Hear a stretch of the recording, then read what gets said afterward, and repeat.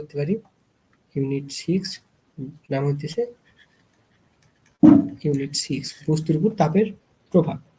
আচ্ছা, আমরা এই অধ্যায়ে যেসব বিষয় আলোচনা করব সেটা হইতেছে, আচ্ছা কনসেপচুয়াল, আগে আমরা ধীরে ধীরে আগাই। প্রথমে আমাদের এই বিষয়ে জানতে হবে যে আসলে তাপ কি। তাপ কি, এরপর আসে তাপমাত্রা কি, টেম্পারেচার বলতে আসলে কি বোঝায়।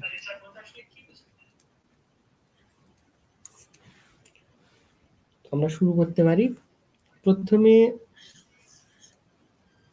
তাপ কি, দেন টেম্পারেচার। ওকে, তো প্রথমে হিট। আচ্ছা, তোমরা প্রথমে কমেন্ট করছিলে, আমি তোমাদেরকে জিজ্ঞেস করছিলাম যে আসলে তাপ বলতে তোমরা কি বুঝো। অনেকে বলছিল যে আসলে তাপ বলতে আমরা বোঝাই যে এনার্জি, এক প্রকার এনার্জি, এই কথা বলছিলাম।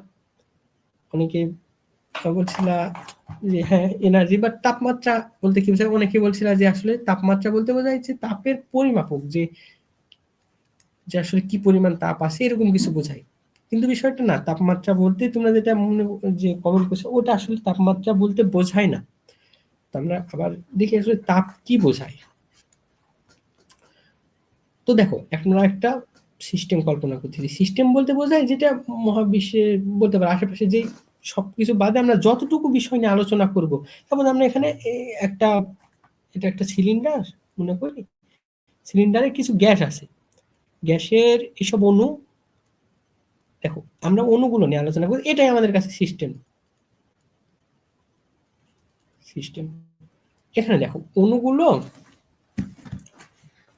শক্তিতে আছে, অণুগুলোর কিছু শক্তি আছে। শক্তি বলতে কি, দেখো এখানে অণুগুলো আসলে মুভ করতেছে। এই গ্যাসের অণুগুলোর মধ্যে যদি আমরা ডিপ লেভেলে তাকাই, মানে আমরা যদি আরো ভালোভাবে দেখার চেষ্টা করি আসলে অণুগুলোর মধ্যে এখানে ঘটতেছে কি, আমরা দেখবো যে অণুগুলো কেউ কিন্তু স্থির না, এদের মোশন আছে। মোশন বলতে দেখো অণুগুলো 3 রকম ভাবে গতিতে থাকতে পারে। এক, তারা হয়তো এদিকে যাইতেছে, কেউ কোনো কোনো অণু কেউ এইভাবে যাইতেছে, এটা একরকম।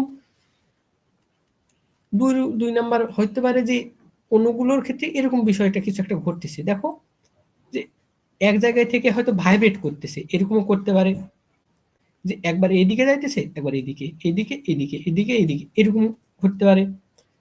3 নাম্বার, দেখো অণুগুলো কিন্তু রোটেট করতে পারে। এই 3 রকম ভাবে মোশন আমরা দেখতে পারি। 3 রকম যে মোশন আছে সেটা আসলে গতিত। এই কারণে এখানে কি পাই আমরা, গতি শক্তি। কি পাই, গতি শক্তি। দেখো আমরা এখানে আমরা পাচ্ছি এখানে গতি শক্তি। এখন যদিও তোমরা যখন আরো ভালো লেভেলে এই বিষয়টা বুঝতে যাবা তখন বুঝবা যে আসলে যে মোট শক্তিটা আমরা পাই না, এখানে যে মোট শক্তিটা পাই, এখানে মনে করো এখানে যে পরিমাণ অণুগুলো আছে তাদের মোট গতি শক্তি, মোট গতি শক্তি যেটা পাই সেটাকে তোমাদের বই দেওয়া আছে তাপ। হ্যাঁ নিচুলে মানে এইভাবে বোঝা যায় তাপ, কিন্তু আসলে এটাকে যদি আরো ভালোভাবে যদি ফিজিক্সের ভাষায় বলতে যায়, এটাকে আসলে তাপ বলে না, এটাকে আসলে তাপ বলে না। আমরা যদি ভালো করে তোমাদের বইতে আছে তাপ, তোমরা ওইভাবে পড়ো, সমস্যা নেই। কিন্তু আরো যদি ভালো লেভেল আমরা এটা বুঝতে চাই তাহলে এটাকে আসলে তাপ বলে না, এটাকে বলে হইতেছে তোমরা মোট শক্তিকে বলে। এখানে একটু ক্লিয়ার করলাম এই জায়গাটা, যেহেতু এটা লাগবে না এখন আমাদের, আমরা একটু ক্লিয়ার করতেছি। দেখো, তো আমরা আলোচনা আবার শুরু করতে পারি যে এই যে মোট এখানে গতি শক্তিটা আছে, এখানে যেটা মার্ক করে নি, দেখো এখানে যে মোট শক্তিটা আছে না, মোট গতি শক্তি, এটাকে বলা হয় আসলে থার্মাল এনার্জি। এখন মনে হতে পারে ভাই থার্মাল এনার্জি এবং তাপ তো একই জিনিস, কিন্তু আসলে বিষয়টা এরকম না। দেখো তাপ বলতে আসলে বোঝায় যে এই সিস্টেম থেকে সাপোজ এখানে যে পরিমাণ থার্মাল এনার্জি আছে তা থেকে কি পরিমাণ শক্তি অন্য সিস্টেমে একটু ট্রান্সফার হলো। কি বললাম, ট্রান্সফার হলো। দেখো এইটাকে বলা হয় থার্মাল এনার্জি, কিন্তু যখন ট্রান্সফার যতটুকু এনার্জি হইতেছে সেটাকে বলতেছে আমরা তাপ। তোমাদের কাছে বিষয়টা এখন অতটাও মনে হবে এটা সামান্য পার্থক্য, কিন্তু তোমরা যখন আরো বড় হবে আর যখন বুঝতে পারবে তখন বিষয়টা আসলে তোমাদের কাছে ক্লিয়ার হবে যে আসলে থার্মাল এনার্জি এবং তাপ এক বিষয় না। তো যাই হোক, এখন মেনে নাও যে তাপ কি, যে যতটুকু থার্মাল এনার্জি ট্রান্সফার হলো, অর্থাৎ the amount of thermal energy transferred, the amount thermal energy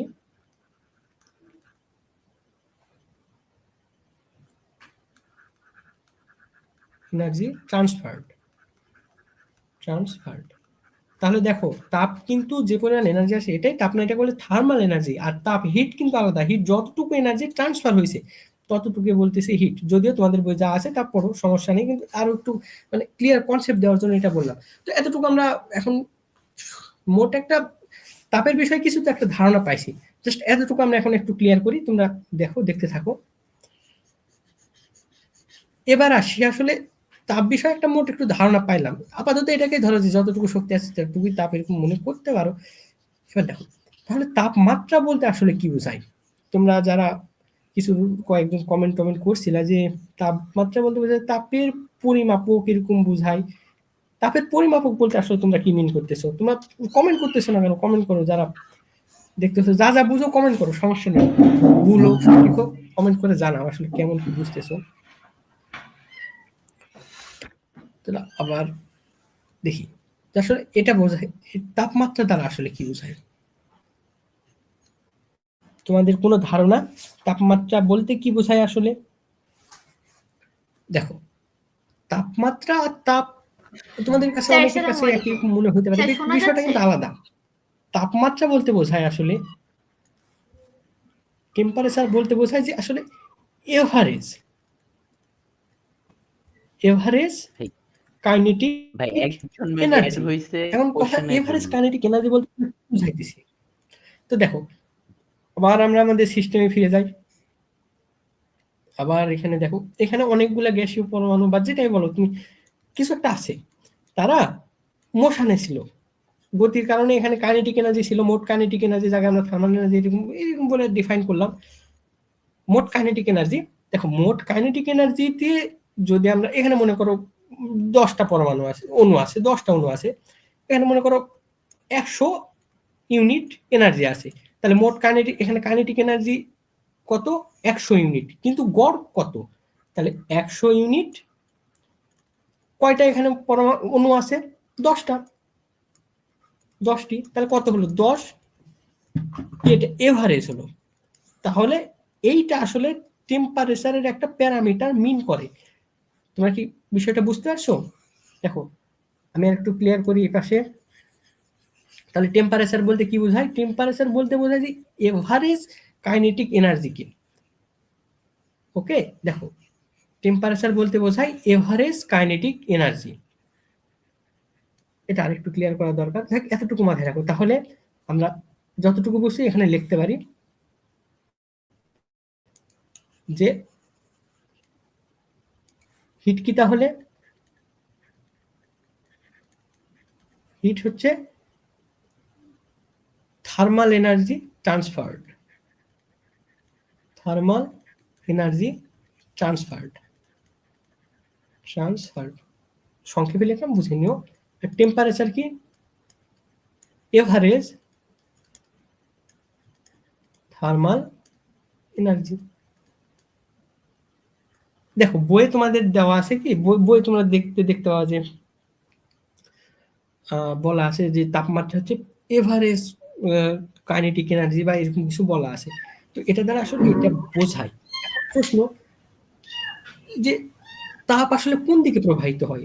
দেখো আমরা এই তাপের প্রবাহের দিকের উপর ভিত্তি করে কিন্তু টেম্পারেচারের একটা প্যারামিটার দাঁড় করাতে পারি।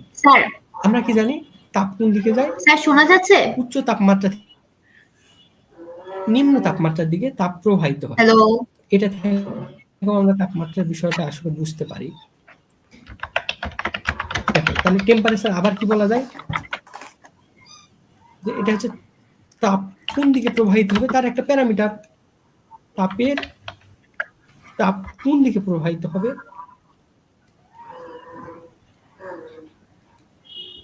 তাপ কোন দিকে যাবে এটার একটা প্যারামিটার, এর টেম্পারেচার আসলে বোঝায় যে আসলে তাপ কোন দিকে প্রবাহিত হবে।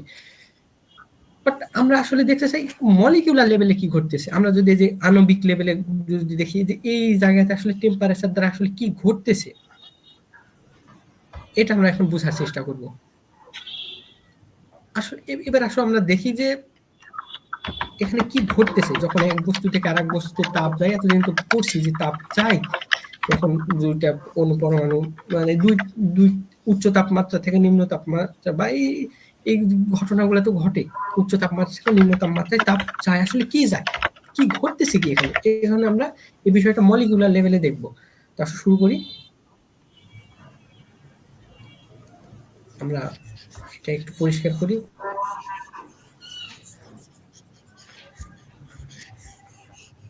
তো দেখো শুরু করতে পারি আমরা এখানে তাহলে।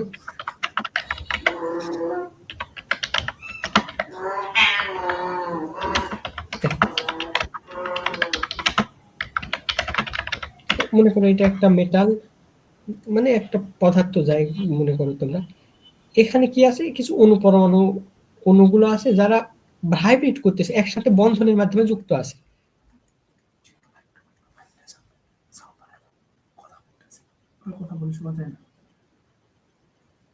ভাই আমি কথা শুনতেছি, আমার কথা শোনা যায়? আমার কথা শোনা যায়? আমার কথা শোনা যায় মারুফ ভাই? হ্যাঁ হ্যাঁ হ্যাঁ হ্যাঁ শোনা যায়, শোনা যায় এবার। আমি নাফির কথাও শুনতেছি, যিনি কোশ্চেন করতেছেন, বাট আপনি রেসপন্স করলেন না। ও নাফি ভাই, আচ্ছা ভাই, এখন শোনা আপনি যাইতেছিল বলুন। না বুঝছেন? ও আচ্ছা আচ্ছা হ্যাঁ আচ্ছা। এবার কোশ্চেন। স্যার শোনা যায় আমার কথা? হ্যাঁ শোনা যায়। আচ্ছা ঠিক আছে, সমস্যা নেই স্যার, নেক্সট থেকে কোশ্চেন করবো, সমস্যা নেই। আচ্ছা আচ্ছা হ্যাঁ এবার থেকে কোশ্চেন একটু সুবিধা হয় তাহলে। আচ্ছা তাপমাত্রা বলতে কি হ্যাঁ হ্যাঁ, এটা বুঝতে পারছো তোমরা? আমার কথা হচ্ছিল যে তাপও একটা পরিমাপক আর তাপমাত্রা তার এভারেজ, মানে তার না একটা হ্যাঁ গড়। হ্যাঁ তাপ বলতে বোঝায়, দেখো তোমাদের বইয়ে কিন্তু একটা লাইন লেখা আছে, তাপ বলতে বোঝায় কি আসলে যে এখানে কি পরিমাণ শক্তি আছে, তোমার গতি শক্তি আছে অণুগুলোর, তার মোট হইতেছে বলতে পারো। ওটা আছে থার্মাল এনার্জি, যদিও তখন তোমাদের বইয়ে তাপ লেখা আছে, ওটা আসলে তাপ, মোট শক্তি, মোট গতি শক্তি। ঠিক আছে, মোট গতি শক্তি। আর আচ্ছা তাপমাত্রা হচ্ছে, আর তাপমাত্রা বলতে বোঝায় যে গড় শক্তি, গড় গতি শক্তি, গড় গতি শক্তি। আচ্ছা স্যার, গতি শক্তিটা কি ডিফারেন্ট, মানে বিভিন্ন জায়গায় ডিফারেন্ট হইতে পারে? ডিফারেন্ট বলতে তার কি জন্য এটার বোঝাচ্ছ তুমি? গড় ডিফারেন্ট বলতে হ্যাঁ হ্যাঁ যেমন দেখো দেখো হ্যাঁ তোমার কথা বোধহয় বুঝছি, দাঁড়াও আমি তোমাকে দেখাই। সাপোজ এখানে কতগুলা অণু আছে দেখতে পাচ্ছ, তো হ্যাঁ সব হ্যাঁ, অণুর শক্তি কি একই? সাপোজ দেখো এটার হয়তো একটু বেশি শক্তি আছে, বেশি গতিতে আছে, এটা অত গতিতে নাই, ছোট একটু অল্প গতিতে আছে, এটা আলাদা, এটাও আলাদা শক্তিতে আছে। বাট সবগুলা যদি এভারেজ করি, তাহলে যেটা পাবো সেটা আসলে আমরা তাপমাত্রার প্যারামিটার হিসাবে ধরতেছি। বুঝতে পারছো? আচ্ছা আচ্ছা হ্যাঁ হ্যাঁ হ্যাঁ, এই যে এখন বুঝতে পারছি, ক্লিয়ার। আচ্ছা তাহলে দেখো এবার আমরা আসলে ধরেছি তাপ তো উচ্চ তাপমাত্রা থেকে নিম্ন তাপমাত্রার বস্তুতে প্রবাহিত হয়। কিন্তু আমরা বোঝার চেষ্টা করবো যে আসলে মলিকিউলার লেভেলে এখানে কি ঘটতেছে। তো দেখো, আচ্ছা তোমাদের কি তাপমাত্রা সম্পর্কে আর কি ধারণা তোমরা বলো তো? তাপমাত্রা সম্পর্কে মানে যে ধারণাটা আসলে আমরা তাপমাত্রার ব্যবহার সম্পর্কে বেশি দেখেছি, যেমন আমাদের প্রত্যেক দিনের তাপমাত্রা কি পরিমাণ, তো এরকম জিনিস সম্পর্কে ধারণা, কিন্তু অ্যাকচুয়ালি ওইরকম ভাবে নাই। আচ্ছা ওকে, তাপমাত্রা বলতে আসলে বোঝায়টা কি? হ্যাঁ বলো, যা যা পারো জানো বলো, কোনো সমস্যা নেই। আচ্ছা আচ্ছা, একটু ভাবি। তাপমাত্রা বলতে আসলে যেমন কতটা গরম বা কতটা ঠান্ডা হবে, এটার একটা আন্দাজ। আচ্ছা কতটা গরম ঠান্ডা, এবার তোমাকে যদি প্রশ্ন করে আসলে গরম বলতে কি বুঝো বা ঠান্ডা বলতে কি বুঝো? হ্যাঁ হ্যাঁ হ্যাঁ, আহ, গরম বলতে যেটা আমাদের হুম, জাস্ট একটা অনুভূতি মনে এটাই হচ্ছে তো, কি এরকম। এটা তো অনুভূতি। হ্যাঁ, অনুভূতি। বাস তোমাকে আমি একটু পরে দেখাবো যে আসলে আমাদের অনুভূতি দিয়ে সব কিন্তু বিচার করা যায় না। দাঁড়াও, একটু ওয়েট করো, দেখাবো। এবার আসলে এটা মনে করে রাখো। আচ্ছা, এবার আসলে সামনের দিকে আগায়, তুমি ইন্টারঅ্যাক্ট করতে থাকো, যে জায়গায় সমস্যা বলবা। আচ্ছা, এইবার আসি আসলে তাপ উচ্চ তাপমাত্রার বস্তু থেকে নিম্ন তাপমাত্রার বস্তুতে প্রবাহিত হয়, আসলে ঘটে কি? আমরা এতক্ষণ কি জানলাম যে তাপমাত্রা হচ্ছে যে এভারেজ গতিশক্তি। তো দেখো এইটাতে দেখো, এখানে মনে করো কিছু পানি আছে, এটাতেও কিছু পরিমাণ একই পরিমাণ পানি আছে, একই না একটু কম পরিমাণ দিই। দেখো দুইটাতে, একটাতে বেশি আছে, একটাতে একটু কম পরিমাণ পানি আছে। পানি গরম করা তো দেখছো, যে আমরা পানি যে চুলাতে দিয়ে গরম করি না, এখানেও আমরা হিট দিতেছি। এটা হিটের জন্য বুঝাইতেছি, মনে করো এটাও হিট দিতেছি। এখন তোমরা বলো আসলে কোন পানিটা আগে ফোটা শুরু করবে? এখানে একটু কম পরিমাণ যেটা পানি আছে অল্প এটা আছে, না বেশি? আচ্ছা, অল্প আছে, এটা যেটা কেন আগে পরিমাণে ফোটা কম শুরু আছে। করবে? পরিমাণে কম আছে, কেন আগে ফুটবে তাহলে? আর তাপ যেহেতু আমরা সমান বলো। দিতেছি, তাহলে এখানে অণু সংখ্যা বা পরমাণু সংখ্যা কম ওইটার তুলনামূলক ভাবে। হ্যাঁ তো হ্যাঁ, তাহলে হ্যাঁ, তুমি ঠিক দিকেই যাচ্ছ। দেখো মানে ঠিক বলছো, আর ঘনত্ব, একটু। মানে ঘনত্ব টাইপের একটা সিচুয়েশন। না না না, ঘনত্ব দুইটার একই, ঘনত্ব দুইটারই একই। দেখো আমি তোমাদেরকে বোঝানোর চেষ্টা করি, দেখি কতটুকু পারি। এই এই বিষয়টা দেখো, সাপোজ এখানে এই সংখ্যক অণু আছে, কয়টা আছে?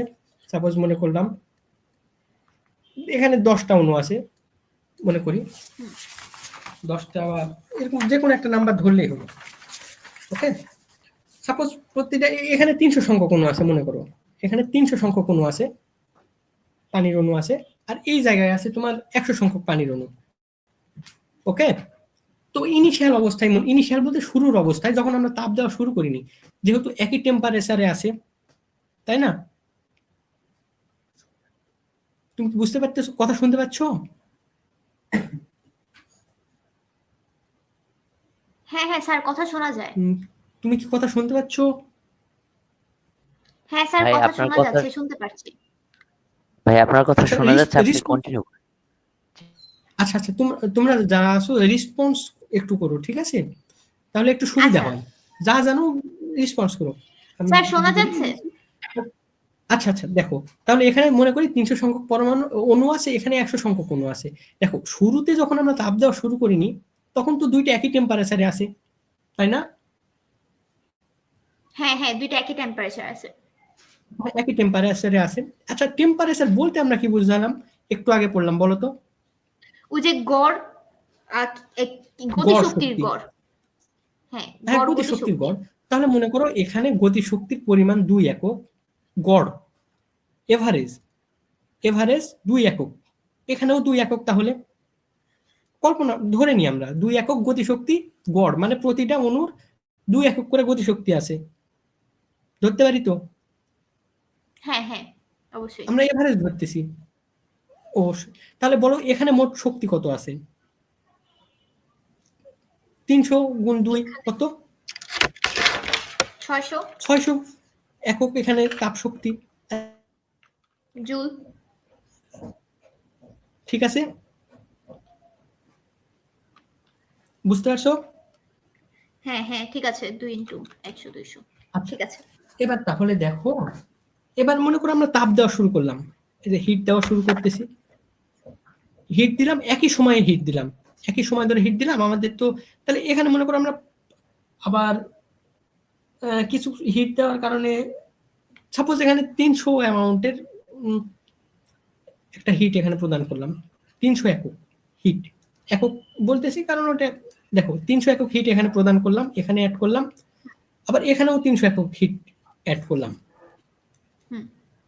বুঝতে পারছো? একই সময় ধরে যদি হিট প্রদান করি আমরা, তো দেখো হিটার তো বা চুলাতে আমরা তো ইচ্ছা মতো হিট দিতে পারি, তাই না? একই সময় ধরে যদি হিট দিই, তাহলে এখানে 300 একক হিট দিলাম, এখানেও 300 একক হিট দিলাম। এতটুকু বুঝছো? হ্যাঁ, বুঝেছি। আচ্ছা, বুঝছো দেখো তো। তাহলে দেখো এখানে তাহলে মোট শক্তি কত হলো? 300 আর 600 কত হয়? 600 900। 900 একক, এখানে আর কত? এখানে 500 300 আর 200 500 500 একক। এটা মাথায় রাখো, দেখো 500 আর এখানে হচ্ছে 900। তাহলে বলো এখানে মোট তাহলে শক্তি কার বেশি? নিশ্চয়ই এই পাশেরটার মোট যার শক্তি 900 বেশি। হ্যাঁ হ্যাঁ, কিন্তু দেখো আমরা যদি তাহলে দেখো তাপ বাড়ছে, কিন্তু তাপ কিন্তু প্রথমটার বেশি। ওকে, হ্যাঁ একই সময় ধরে তাপ দিছি, প্রথমটার তাপ বেশি। শুরুতে দুইজনের তাপ আলাদা, দুইজনের তাপমাত্রা একই ছিল, আমরা নির্দিষ্ট সময় ধরে দুইজনাকেই তাপ দিছি, তার তাপের পরিমাণ কিন্তু বাড়ছে। আগেও যদিও প্রথমটারই বেশি ছিল, তাপ বাড়ছে। এতটুকু তো ক্লিয়ার, প্রথমটার তাপ বেশি, হ্যাঁ প্রথমটার তাপ বা বেশি। প্রথমটার মোট গতিশক্তি বেশি, এতটুকু ক্লিয়ার। মোট গতি শক্তি বেশি।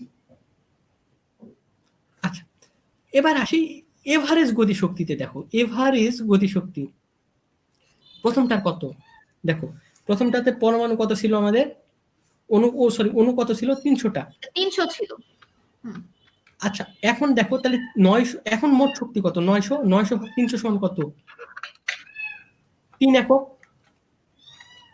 হ্যাঁ আচ্ছা, এবার তাহলে 2 নাম্বারটা দেখো, 2 নাম্বারের এভারেজ গতিশক্তি কত? 5 একক। আগে কত ছিল পরমাণু? 500। এখন আগে 100 শক্তি কত? পরমাণু ছিল, আর মোট শক্তি এখন 500, তো 5 একক। মোট শক্তি 500, তাহলে কত এখানে এভারেজ শক্তি কত? 5। 5। তাহলে বলো তাপমাত্রা কোনটা বেশি? তাপমাত্রা ছোটটার বেশি। কোনটার বেশি, 2 না 1 এর? 2 এর বেশি। হ্যাঁ, 2 এর বেশি। এবার বুঝতে পারছো আসলে তাপমাত্রা কেন এখানে বাড়ছে? হ্যাঁ কারণ হ্যাঁ দেখো, কারণ এখানে দেখো আমরা যখন আণবিক লেভেলে চিন্তা করব তখন দেখবো কি, যে এখানে একই পরিমাণ হিট দিচ্ছে, বাট এখানে দেখো এভারেজ প্রতিটা অণু যদি কল্পনা করি, এভারেজ তাপ কিন্তু এর বেশি, অতএব এখানে তাপমাত্রা বাড়ছে। আচ্ছা, তাপমাত্রা বাড়লে কি হয়? তোমার ভাইব্রেশন বা তোমার গতি এসব বাড়ে। তোমাদের গতি কি শক্তি বাড়ে। ভাইব্রেশন কি দেখালাম? অণু পরমাণুর ভাইব্রেশন এটা কি দেখাইছি? বা গতি কত রকম হতে পারে এটা কি আলোচনা করছি? না মনে হয় না, না আচ্ছা, এটা আলোচনা তোমার করা দুটো হয়নি। দেখাচ্ছি। আচ্ছা, তাহলে দেখো, তাহলে এতটুকু তো বুঝতে পারছো তাপের বিষয়টা, হ্যাঁ তাপমাত্রার বিষয়টা। আচ্ছা, তাহলে দেখো এখানে হিট আসলে কি বোঝালো, তাপমাত্রা আসলে কি বোঝালো আমরা দেখো। এবার আমরা একটা ইয়াতে আসি, কনক্লুশনে আসি। দেখো হিট আসলে বোঝায় যে মোট গতিশক্তি কত আছে ওই সিস্টেমের অনুগুলোর মাঝে। আর তাপমাত্রা আসলে কি বোঝায়? তাপমাত্রা বোঝায় আচ্ছা যে স্যার, আসলে এখন এভারেজ যদি গতিশক্তি। হ্যাঁ বলো। এখন যদি যে 1 নাম্বার পাত্র আর 2 নাম্বার পাত্র, কোন একটা পাত্রকে আমরা স্পর্শ করি, আমাদের গরম কোনটাই বেশি লাগবে? গরম কোনটায় বেশি লাগবে, তাই না? গরম কোনটায় বেশি লাগবে যদি একই পাত্র হয়, তাহলে 2 নম্বরে তোমাদের এখন গরমটা দেখাবো। বেশি লাগবে। আচ্ছা আচ্ছা। হ্যাঁ, এখন কেন বেশি লাগবে এটা গরম, আসলে কি ঘটতেছে এখানে সেটা তোমাদের দেখাবো। তোমরা এতটুকু কি বুঝতে পারছো? হ্যাঁ এতটুকু বুঝতে পারছি। আচ্ছা, এবার আর একটা টপিকে তাহলে চলে আসি, এটা ক্লিন করি।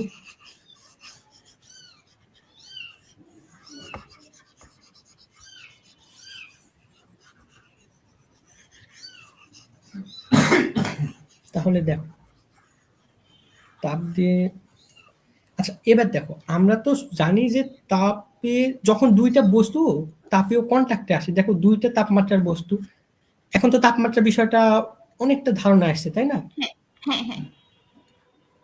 আচ্ছা দেখো, দুইটা বিভিন্ন তাপমাত্রার বস্তু কন্ট্যাক্টে আসছে, তাহলে কি ঘটবে? এটা একটা বস্তু, আর এটাতে দেখো এটা আর একটা, দুইটা আলাদা তাপমাত্রার বস্তু কন্ট্যাক্টে আসছে। ধরো এটার তাপমাত্রা T2 এর তাপমাত্রা T1 এর থেকে বেশি, এখানে T2 গ্রেটার দেন T1। এবার আমরা কি করতেছি, এই দুটাকে আমরা কন্ট্যাক্টে নিয়ে যাই। আমি কালিটা একটু চেঞ্জ করে নিই। হ্যাঁ, দেখো দুইটা আমরা কন্ট্যাক্টে নিয়ে গেলাম, এটা একটা আর এইটা একটা, এটা এটা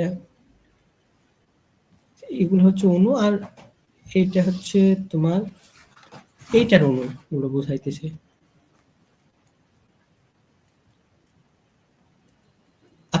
এখন এখানে কি ঘটে বলতো? উচ্চ তাপমাত্রার বস্তু থেকে নিম্ন তাপমাত্রার বস্তুতে তাপ যায়। হ্যাঁ, তাপ যায়।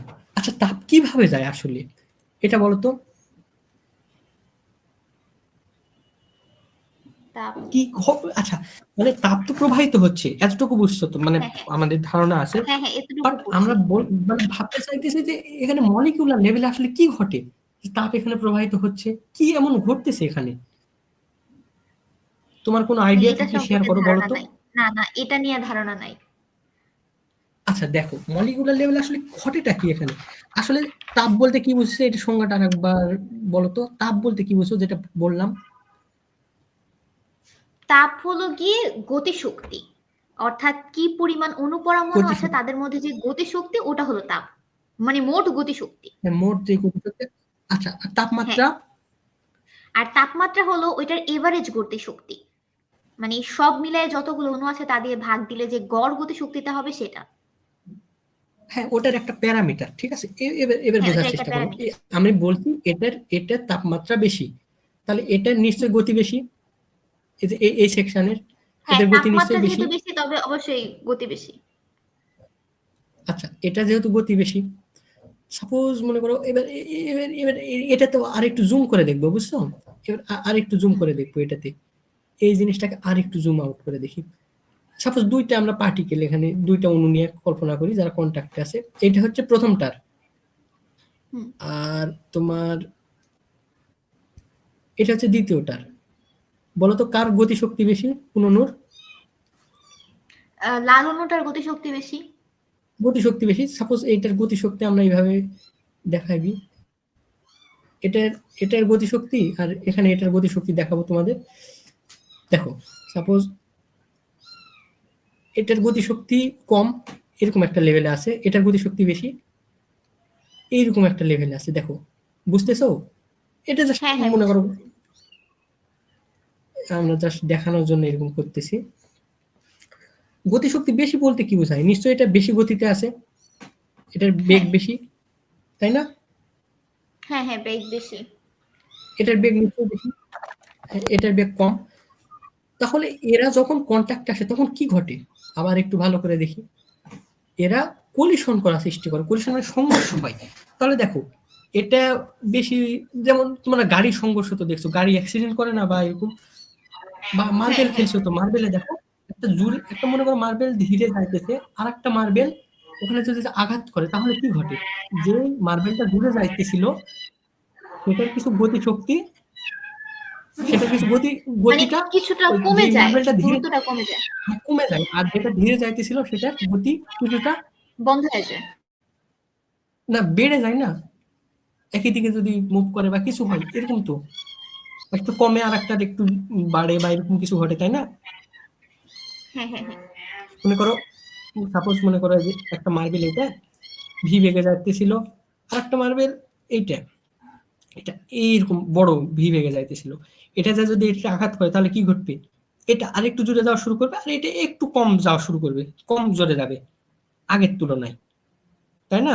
তাহলে কি ঘটে আসলে? এটার কিছু গতি শক্তি এ প্রাপ্ত করে, এরকম না বিষয়টা?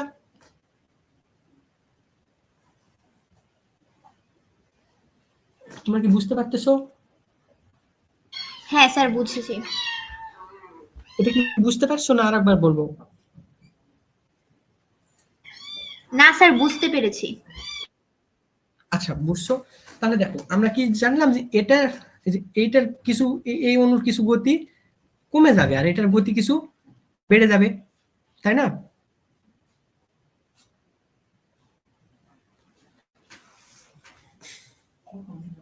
হ্যাঁ দেখো, এখানে এটার গতি কিছু কমে যাবে আর এটার গতি কিছু বেড়ে গেল, একটা লেভেলে চলে আসছে, আর এটার গতি বেড়ে এরকম একটা লেভেলে চলে আসছে। এবার দেখো, এরা তো বারবার যখন সংঘর্ষ এরকম হতেই থাকবে বা কলিশন ঘটতেই থাকবে, তখন এক লেভেলে আসে এমন অবস্থা হবে যে এইটারও যে গতি শক্তি, দেখো এমন পর্যায়ে সংঘর্ষ হতে হতে এমন হবে যে গতি শক্তির তো যার গতি শক্তি বেশি তার থেকে কমটাতে যাচ্ছে, ফলে এটার গতি শক্তি তুলনা এটা এটা বেশি গতি শক্তিতে ছিল, এখান থেকে কিছু শক্তি যেটা কম গতি শক্তিতে ছিল সেখানে কিছু একটা ট্রান্সফার হইতেছে, ফলে এটার একটু কমলো, এটার একটু বাড়লো, এরকম বারবার সংঘর্ষ হইতে হইতে হইতে হইতে এমন অবস্থায় একসময় প্রাপ্ত হবে যে এটারও যে গতি শক্তি এইটারও সেই একই গতি শক্তি। এতটুকু বুঝছো? হ্যাঁ স্যার, বুঝতে পেরেছি। আচ্ছা দেখো দেখো এখন বুঝো যে এইটারও যখন গতি শক্তি সমান এই অণুর, আর এই অণু যখন গতি শক্তি সমান, তাহলে দেখো এদের তো আমরা শুরু করছিলাম কোথায় থেকে, যে এটা হচ্ছে গড় গতি শক্তি, তাই না? প্রতিটা অণুর গড় নিয়ে আলোচনা করতেছিলাম, বা সাপোজ মনে করো এটার গতি শক্তি যেটা, এটার গতি শক্তি এটা। তাহলে দেখো এবার ফুল একটা বডি নিয়ে চিন্তা করো, অণুর থেকে আবার আমরা বডিতে ফুল একটা সিস্টেমে ফিরে যাই। দেখো তাহলে এইভাবে বারবার কোলিশন যখন চলতে থাকবে, এটা অণু এই অণুর সাথে এই অণু এর সাথে এই অণু এই অণুর সাথে, এবার বারবার যখন কোলিশন চলতে থাকবে, তাহলে এক লেভেলে যায় দুইটা সিস্টেমেরই প্রতিটা অণুর গতি শক্তি সমান হয়ে যাবে। এতটুকু বুঝছো কি? এরকম হ্যাঁ হ্যাঁ, ভাবে বুঝতে প্রতিটা পেরেছি। অণু তুমি এইভাবে চিন্তা করলে এক সময় যে সব অণুর গতি শক্তি সমান হয়ে যাবে। এতটুকু বুঝছো? জি স্যার। আচ্ছা, প্রতিটা অণুর গতি শক্তি সমান বলতে কি বোঝায়? এখানে যে average energy, average kinetic energy, আর এটার যে এভারেজ কাইনেটিক এনার্জি, তাহলে কি সমান হলো না? জি স্যার, একদম দুইটা সমান হয়ে যাবে। আচ্ছা, একটা সময় যদি এভারেজ কাইনেটিক এনার্জি দুইটারই সমান হয়ে যায়, তাহলে বল এভারেজ কাইনেটিক এনার্জি দ্বারা আমরা কি বুঝছিলাম আসলে? এভারেজ কাইনেটিক এনার্জিকে আমরা কি দ্বারা ডিফাইন সম্পূর্ণটার করছিলাম? একটা গড়। হ্যাঁ, মানে এভারেজ কাইনেটিক এনার্জিকে কি বলি আমরা? একটু আগে শিখলাম। তাপমাত্রা বলি। হ্যাঁ, তাপমাত্রা। তাহলে দেখো দুইটা সিস্টেমেরই তাপমাত্রা আসলে শেষ পর্যন্ত যায় একই হয়ে গেল। তাহলে বলো তাপ আসলে কিভাবে প্রবাহিত হচ্ছে এখানে যখন কন্টাক্টে থাকে? ভাইব্রেশন ঘটতেছে, বেশি কোলিশন ঘটতেছে তাপমাত্রার অণুগুলোর। জায়গা থেকে কম তাপমাত্রার জায়গায় চলে যাচ্ছে, হ্যাঁ, তা সংঘর্ষ যাইতেছে, বাট বা কিভাবে? হ্যাঁ, এইভাবে তুমি এটার ক্ষেত্রে চিন্তা করতে পারো। এতটুকু বুঝছো? যদিও তাপের পরিবহনের আরো দুইটা উপায় আছে কিভাবে যায় তাপ সঞ্চালন ঘটে, ওইটা বলবো। বাট এটা তো বুঝতে পারছো তাপ কিভাবে যাচ্ছে এখন। হ্যাঁ হ্যাঁ, আর বুঝতে পেরেছি। তাপমাত্রা সমান বলতেই বা আসলে কি বোঝায়? এতটুকু ক্লিয়ার তোমাদের কাছে? জি স্যার। আচ্ছা, তাহলে দেখো দেখো এই বস্তুটা যেটা ঘটতেছে, এবার দেখো তাপ আসলে তোমার তাপমাত্রা বেশি থেকে কেন কমের দিকে যায়? এবার কি বলতে পারবা কেন যায় এটা?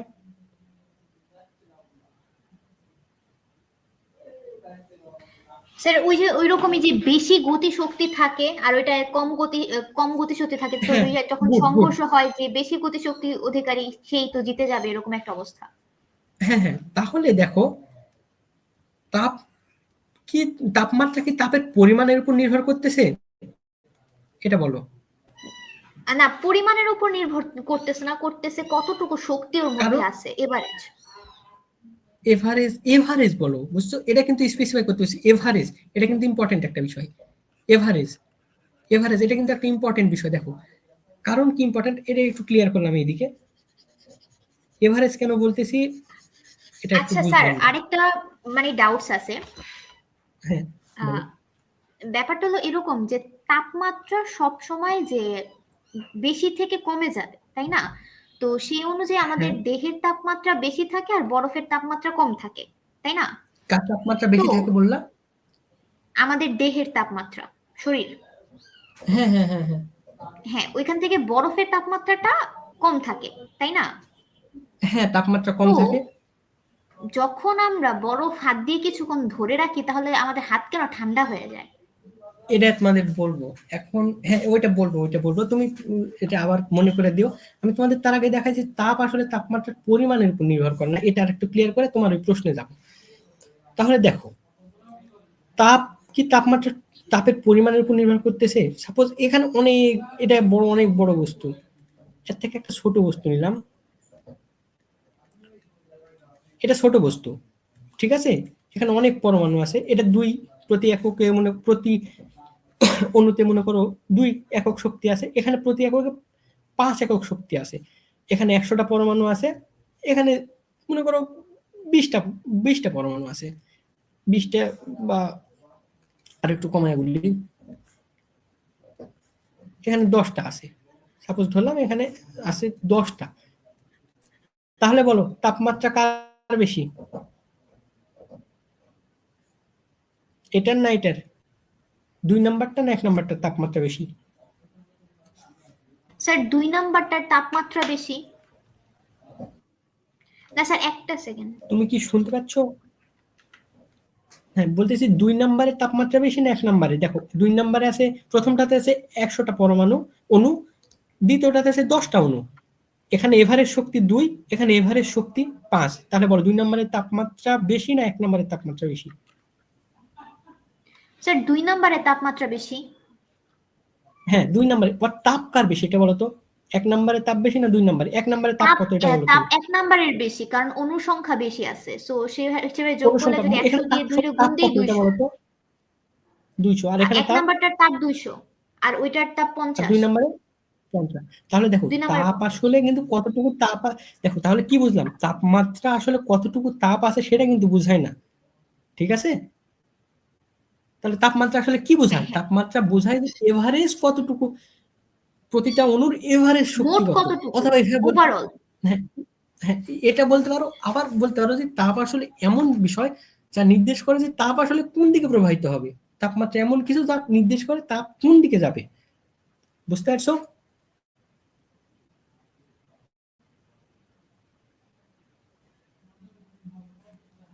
ক্লিয়ার এতটুকু? জি স্যার বুঝতে পেরেছি। আচ্ছা এবার তোমাদের কাছে একটা প্রশ্ন। দেখো তোমাদের কাছে স্টিলের স্কেল আছে না, বা এরকম লোহার হ্যাঁ কোনো আছে। কিছু? ওকে, ওটাতে টাচ করো, আর তোমার পাশে যে বইটা রাখা আছে বইয়ে হাত দাও। বলো তো কোনটার তাপমাত্রা বেশি কোনটার তাপমাত্রা কম?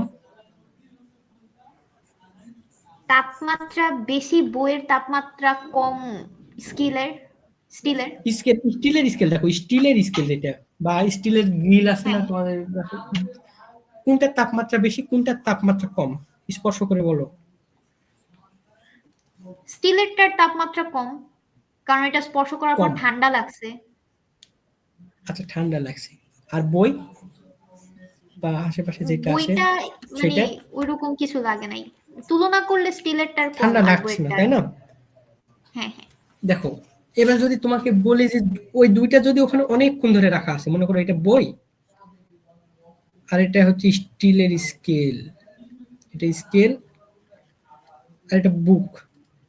আমি তোমাকে যদি বলি যদি অনেকক্ষণ রাখা থাকে, অনেকক্ষণ একসাথে এক জায়গায় থাকে, এক স্থানে থাকে অনেকক্ষণ, তো মনে করো টেবিলের উপর রেখে চলে গেছো বই আর স্কেল দুইটা, তাহলে কি ঘটবে? তোমার কাছে কোনটা মনে হবে? তুমি তাও হাত দিয়ে দেখবা যে এই স্কেলটা আমার আসলে ঠান্ডা মনে হইতেছে, বইটা আসলে অতটা ঠান্ডা মনে হচ্ছে না। হ্যাঁ ওইরকম ঠান্ডা তুমি লাগতেছে এরকম না। বললা, হ্যাঁ। বাট আমি যদি বলি দুইটার তাপমাত্রা এক, আসলে তাপমাত্রা এক? হ্যাঁ দুইটার তাপমাত্রা এক। কারণ কি বলতো? তাহলে এরকম কেন লাগতেছে? তাহলে আমরা কি আমরা যে এটাই তো, তাপমাত্রা বলতে এরকম কেন গরম, লাগতেছে? হ্যাঁ তাহলে কি আমরা যে গরম ঠান্ডা বলতে যা বোঝায় আসলে এটা দ্বারা আসলে কি বোঝায়? আসলে গরম ঠান্ডা আসলে তাপমাত্রারই সমার্থক আছে। যেরকম অনেকে বলে না, ছোট বাচ্চাদের দেখো, তুমি যেরকম জিজ্ঞেস করি তোমার বাবার নাম কি, বলে আমার বাবার নাম হচ্ছে আব্বু। এরকম একটা বিষয় যে তাপমাত্রাটা আসলে কি, যখন বলবো একটা এটা আসলে গরম বোঝায়, যখন জিজ্ঞেস করি গরমটা আসলে কি, তখনও মনে করো যে না আর কোনো কিছু বলতে পারে না। আর কোনো কিছু বলার বিষয়টা হলো নাই। তাপমাত্রা, হ্যাঁ তাপমাত্রা আসলে যে এভারেজ কাইনেটিক এটা আসলে বোঝায়।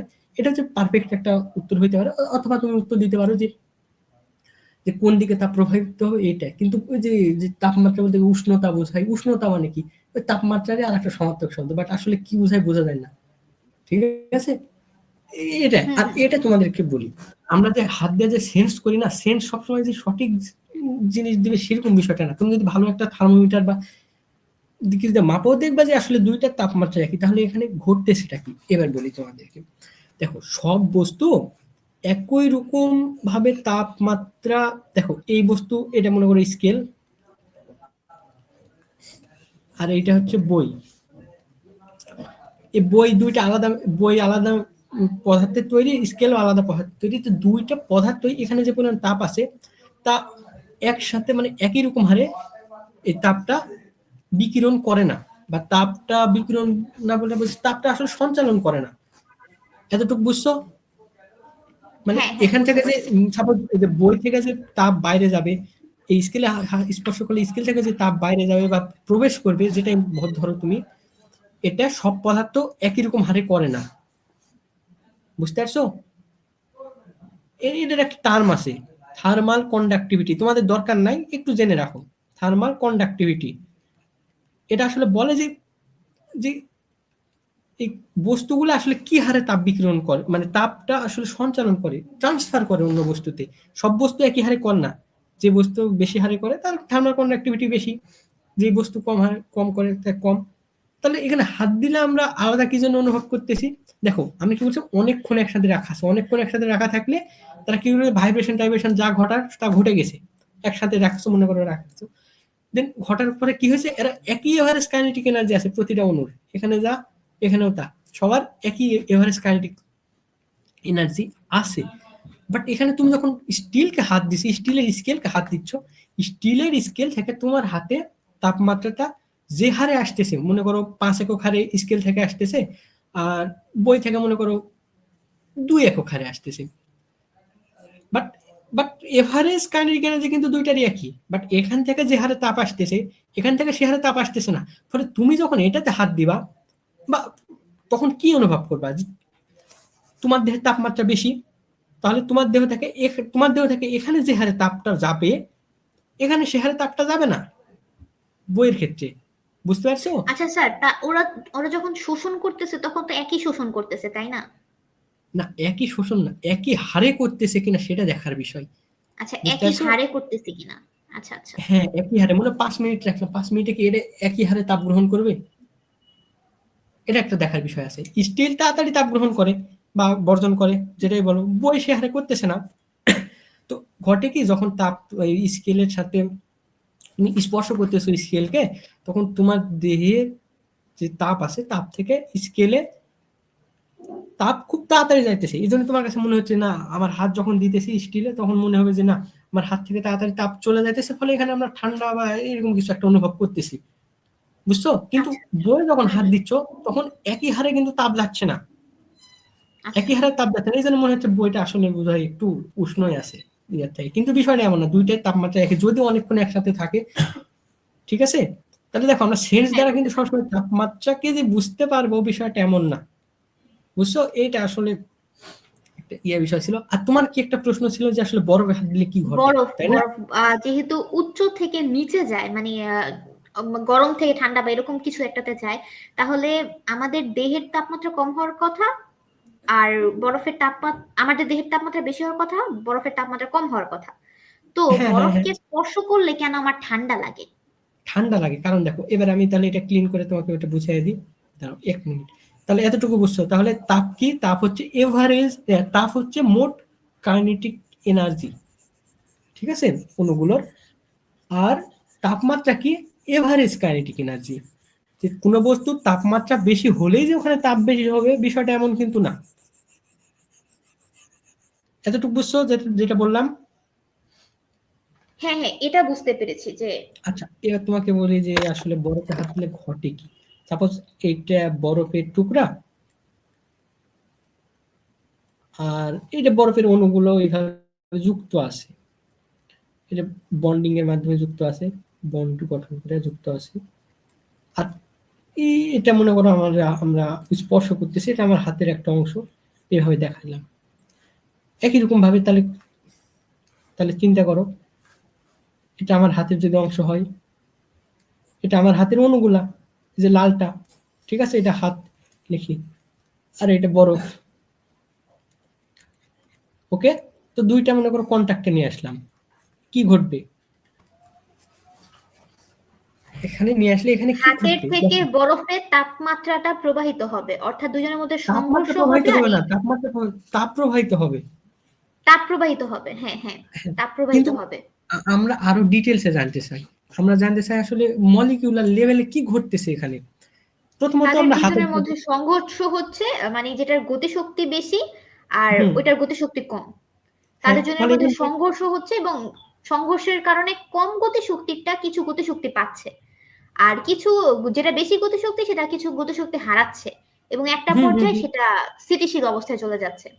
হ্যাঁ হ্যাঁ হ্যাঁ, তুমি যদি অনেকক্ষণ ধরে রাখবা দেখবা যে যদি মানে অনেক সময় ধরে রাখো যে তোমার সিস্টেম মানে বাইরে যেটা স্পর্শ করে থাকবা তোমার হাত আর ওইটা একই একটা তাপমাত্রা একই চলে রকম আসবে। হয়ে বরফ গেছে। তো গলে যায়, তুমি যেরকম খাতা বা বই স্পর্শ করে অনেকক্ষণ ধরে থাকবো দেখবা যে হ্যাঁ ওই যে অংশে ধরেছিল ওটার তাপমাত্রা তোমার হাতের তাপমাত্রা একই। মানে কি বুঝাইতেছে, ওই অণুগুলোর এভারেজ গতিশক্তি তোমার হাতের অণুগুলোর এভারেজ গতিশক্তি সমান হয়ে গেছে। এটা আসলে মলিকিউলার লেভেলের ভিউ। এতটুকু ক্লিয়ার তোমাদের কাছে? হ্যাঁ স্যার, এতটুকু ক্লিয়ার।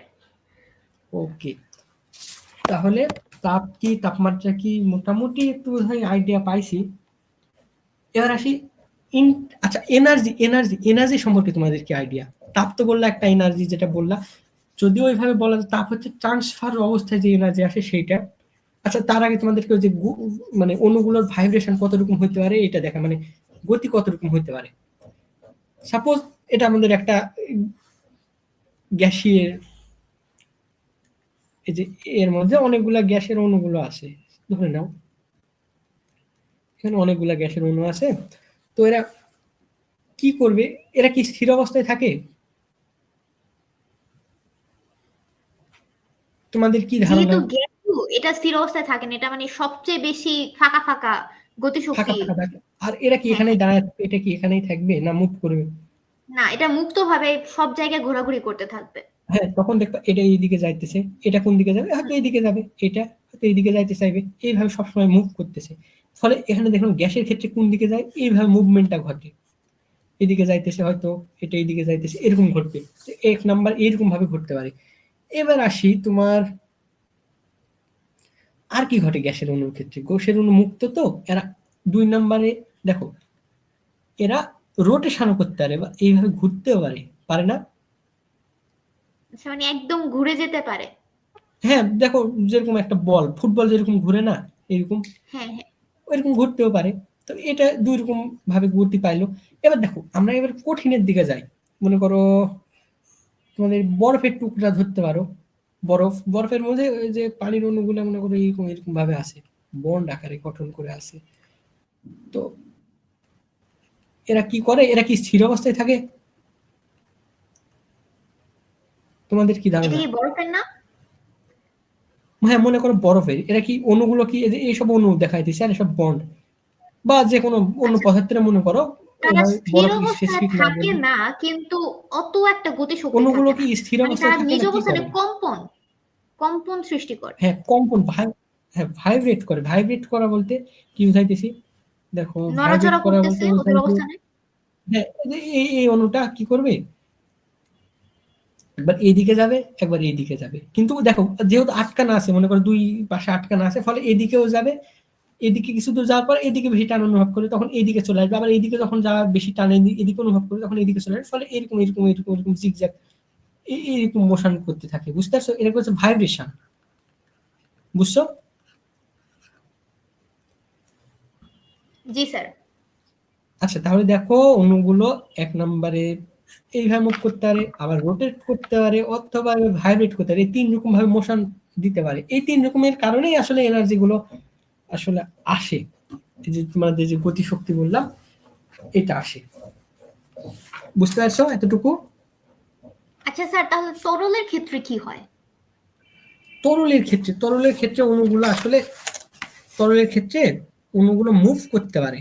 সাপোজ পানি এখানে নিলাম, হ্যাঁ তোমাদের ইয়াতে দেখাবো তাপ আসলে কিভাবে ট্রান্সফার হয়, এটা তোমাদের দেখো তখন আরেকটু ক্লিয়ার হবে। সাপোজ পানির তরলের অণুগুলো এখানে থাকে, এটা এই জায়গায় চলে আসতে পারে, এটা উপরে যাইতে পারে, এটা অনেকটা গ্যাসের মতনই, ফ্লুইড যাকে বলে গ্যাস অণু, এটা ফ্লুইডের মধ্যে পড়ে। দেখো এটা জাস্ট মুভ করতে পারে, এখান থেকে মনে করো এখানে গেল, এখান থেকে এখানে আসলো, এখান থেকে এখানে গেল, এইরকম ভাবে এরা মুভ করতে পারে। বাট এদের মাঝে বন্ড একটা আছে, তোমাদের আরো তোমার উপরে ক্লাসটা ভালো করে বুঝতে পারবা। এরকম ঘটে পানির মধ্যে যেরকম হাইড্রোজেন বন্ড থাকে, উপরের ক্লাসে যাও, আশা করি ক্লিয়ার হবে। এবার তোমাদের দেখাবো আসলে এতটুকু বুঝছো? জি স্যার, বুঝতে পারছি। ওকে, তাহলে এবার দেখাবো যে তাপ আসলে কয় ভাবে কি ভাবে যাইতে পারে, এক বস্তু থেকে অন্য বস্তুতে ট্রান্সফার হইতে পারে। তাপ তাপ কয়ভাবে ট্রান্সফার হতে পারে তোমাদের ধারণা কি বলো?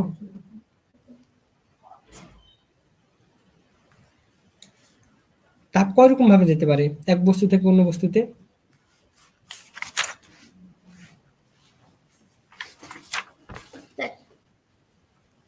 তোমাদের কোনো আইডিয়া? না স্যার, আইডিয়া নাই, মানে এ ব্যাপারে জানি না। আমরা তো একটা দেখলামই যে সাপোজ সরাসরি যখন কন্ট্যাক্টে আছে এক বস্তু আর একটা বস্তুর কন্ট্যাক্টে আছে, তখন কি একটা থেকে আর একটা ভাইব্রেশন করে করে যাইতেছে না?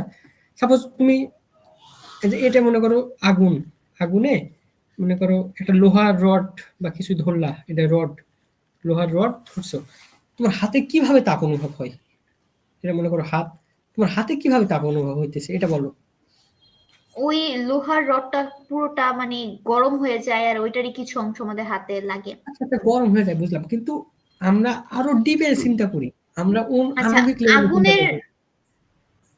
আচ্ছা, এটা তো ঠিক, আগুনের গতিশক্তি কি রডের গতিশক্তির সাথে সংঘর্ষ হয়? এটা তো হওয়ার কথা না। এখান থেকে হিট আসতেছে বুঝছো, এই হিটের কারণে যে দেখো আমি রডের কথা চিন্তা করি, এই তো দেখো আমাদের এটা এটা এটা আমাদের হাত, এখানে হাত, এটা হাত দেখি, মনে করো এটা আমাদের হাতের একটা রড, এটা হচ্ছে রডের অণুগুলো এখানে আছে, দেখো এইগুলো এখানে তাপ গ্রহণ, এটা কি করে ভাইব্রেট করবে না? বেশি যত তাপ প্রদান করবে এটা ভাইব্রেশন বাড়বে না? হ্যাঁ, ভাইব্রেশন করবে। ভাইব্রেশন বাড়তেছে, এটা এটাকে ভাইব্রেট করবে, এটা এটাকে ভাইব্রেট করবে, এটা এটাকে ভাইব্রেট করবে, এটা এটা এটা এটাকে এটা এটাকে এরকম করতে করতে দেখা এটা এই পর্যন্ত আসলো। এখন এখানে যে অণু আছে আর এই আমার হাতের অণু, এটা আমরা আবার জুম করে দেখাই, মনে করো এটাতে হচ্ছে লোহার রডের অণু, আর এটা এই পাশে আমার হাতের অণুগুলো আছে, তো এটাকে এটার সাথে আমার হাতের অণুগুলো কন্ট্যাক্ট আছে, এটা আমার হাতের অণুগুলোকে ভাইব্রেট করার চেষ্টা করবে, এইভাবে ভাইব্রেট আরো বাড়ায় দিবে ভাইব্রেশন অণু, তাহলে এভারেজ কারেন্ট কিনা যে আমার হাতের অণু আর এটার অণু একসময় যে একটা সমানের মতন হয়ে যাওয়ার মতন অবস্থা ঘটবে, তাই না? হ্যাঁ ফলে স্যার, বুঝতে এখন পেরেছি। ঘটতেছে কি দেখো, এটার কাইনেটিক এনার্জি বেশি আছে, আমার হাতের অণু কাইনেটিক এনার্জি কম আছে, ফলে এখান থেকে কাইনেটিক এনার্জি কিছু ট্রান্সফার করবে এখানে, ফলে আমার হাতের অণুর কাইনেটিক অণুগুলো কাইনেটিক এনার্জি একটু বেড়ে গেল, তাই না? মানে আলটিমেটলি ওরা গতি শক্তিগুলোকে ট্রান্সফার করতেছে, হ্যাঁ গতিশক্তি মানে হ্যাঁ, আর শক্তিগুলোকে, সেই জিনিসটাকে গতির আমরা হিট, মাধ্যমে জাস্ট শক্তিগুলোকে ট্রান্সফার করতেছে এক অণু থেকে অন্য অণুতে। হ্যাঁ শক্তি ট্রান্সফার করতেছে, এটা হলো মেন কথা, বুঝতে পারছো? হুম হুম। এইভাবে আমরা আসলে তাপটা অনুভব করতেছি হাতে, তো এটা গেল এক রকমের। এবার দেখো আমরা পানি কিভাবে গরম হয় এটা বলো তোমরা।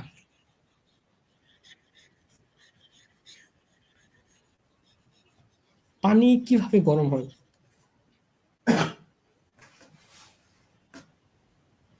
স্যার, চুলায় দিলে পানি গরম হয়। আচ্ছা চুলায় দিলে, ওখানে চুলায় দেওয়ার পর কি ঘটতেছে আসলে? চুলায় দিলে নিচের থেকে যে আগুনের তাপটা থাকে, ওই তাপটাই আস্তে আস্তে পানিটাকে গরম করে। না হ্যাঁ তা বুঝছি, বাট দেখো আমরা কি বলতেছি, আমরা একটু ডিটেলসে যা শিখবো, আমরা আসলে আরো ভালোভাবে চিন্তা করবো যে আসলে মলিকুলার লেভেলে আসলে কি ঘটতেছে এখানে। আচ্ছা, আহ আগুন থেকে কি হ্যাঁ, গতি বলো। শক্তি দিতেছে?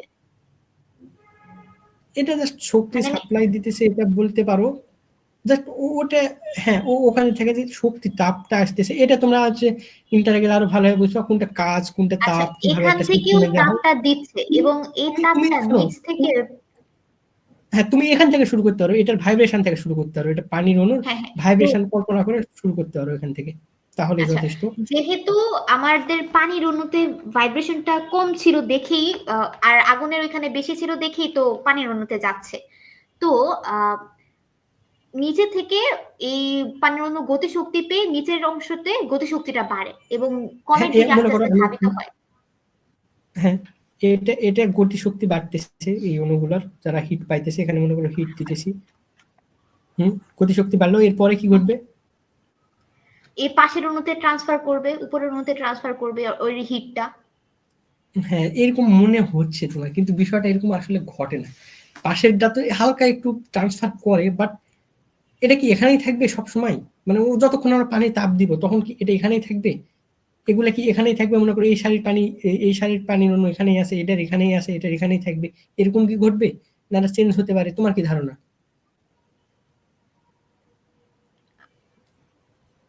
এটা তো পয়েন্ট এখানেই তো থাকার কথা, মানে তোমার আইডিয়া, আচ্ছা তোমার ধারণা এটা এখানেই থাকার কথা, বাট এটা এরকম ঘটে না, কেন ঘটে না এটা দেখি।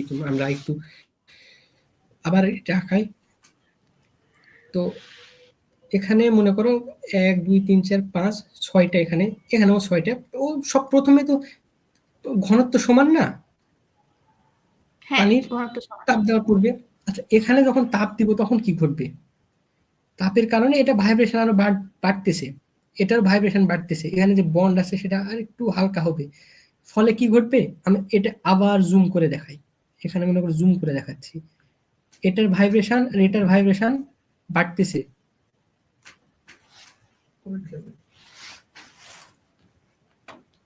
বুঝছো? এটার ভাইব্রেশন আর এটার ভাইব্রেশন ধীরে ধীরে বাড়তেছে তাপে গ্রহণ করার কারণে, কারণ vibrational energy, average kinetic energy বাড়বে, এটারও বাড়তেছে। ফলে কি ঘটবে? এখানে ভাইব্রেশন এখানে যখন বাড়বে তখন এই যে বন্ড আছে এই বন্ডটা একটু হালকা হবে, ঠিক আছে? ফলে এই পানির অণুটা যেহেতু ভাইব্রেশন বাড়তেছে মানে কি গতিটা একটু বাড়বে, ফলে এটার থেকে একটু দূরে দূরে চলে যাবে, প্রত্যেকটা থেকে একটু একটু মনে করো আগে ইনিশিয়াল অবস্থা যদি এটা থাকে, এখন হবে এটা থেকে এইরকম একটা অবস্থায় চলে আসছে, মনে করো প্রতিটা একটু হালকা হবে, এই একটু দূরে দূরে চলে যাবে। বুঝতে পারছো এতটুকু? হ্যাঁ বুঝতে পারছি। আচ্ছা এতটুকু যদি এখানে হালকা হয় তাহলে এখানে দেখো নিচের লেয়ারে কি ঘটলো, এতটুকুতে পানির ঘনত্ব আগে এখানে কয়টা ছিল? 1 2 3 4 5 6, এখন মনে করো 4টা আছে, 1 2 3 4টা আছে। এখানে কয়টা আছে? এখানে মনে করো 5টা আছে, 1 2 3 4 5, আর নিপুরে মনে করো 6 7টা 8টা, যেরকম অনেক অনেক অনেক বেশি, এখানে অনেক অনেক অনেক বেশি। তাহলে এখানে কি হচ্ছে? এখানে ঘনত্ব কি হলো? ঘনত্ব কমে গেল, এখানে ঘনত্বটা ঘনত্ব কমে বেশি। গেল, কিন্তু হ্যাঁ কমে ঘনত্ব কই এখানে গেল? কমে গেল, ঘনত্ব বেশি। হুম, বলো বলো। কমে কই গেল? হ্যাঁ এটাই বলবো, এখানে ঘনত্ব কমে গেছে, এতটুকু কল্পনা করো, এতটুকু এখানে ঘনত্ব কমছে, ফলে এখানে আসলে কি করছে? তাপ গ্রহণ করতেছে, গ্রহণ করার পরে ঘনত্ব মানে প্রেসারের বিষয়টা আসে, ফলে এখান থেকে অণুগুলো উপরের দিকে যাওয়া শুরু করবে, বুঝছো?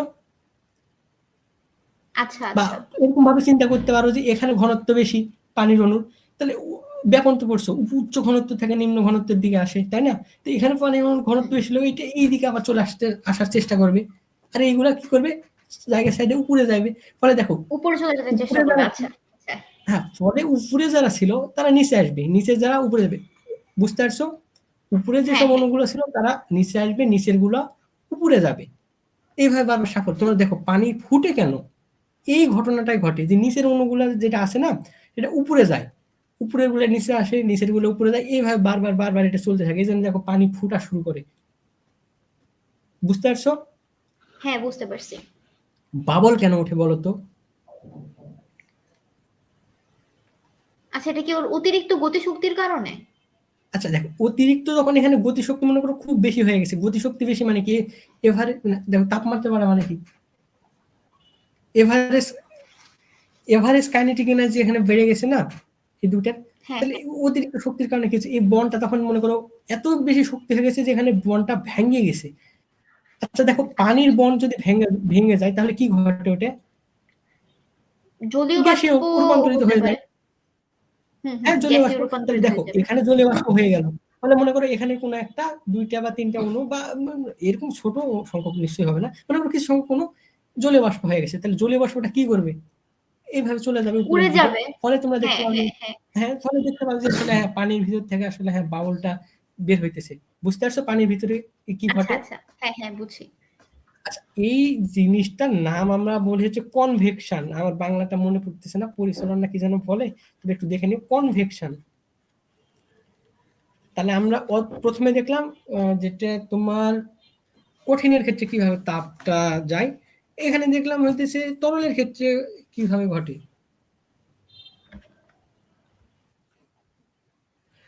বুঝতে পারছো? জি স্যার। এটা দেখলাম তরলের ক্ষেত্রে কি ঘটে।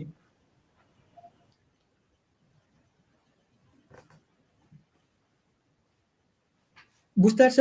এতটুকু কি ক্লিয়ার তোমাদের কাছে? জি স্যার ক্লিয়ার। আচ্ছা, এটা তাহলে একরকম পদ্ধতি। আমরা ওই যে মেটালের ক্ষেত্রে যেমন রডের ক্ষেত্রে দেখলাম, ওটা আর একরকম পদ্ধতি। এবার দেখি আর একটা কি পদ্ধতি আছে, আর কি চিন্তা করা যায় দেখো তো, আর কোন রকম পদ্ধতি আছে। আমি এতক্ষণটা একটু ক্লিন করি।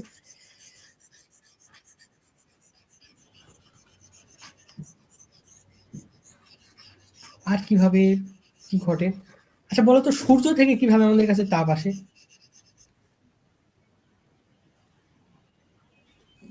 এটা দেখো হুম,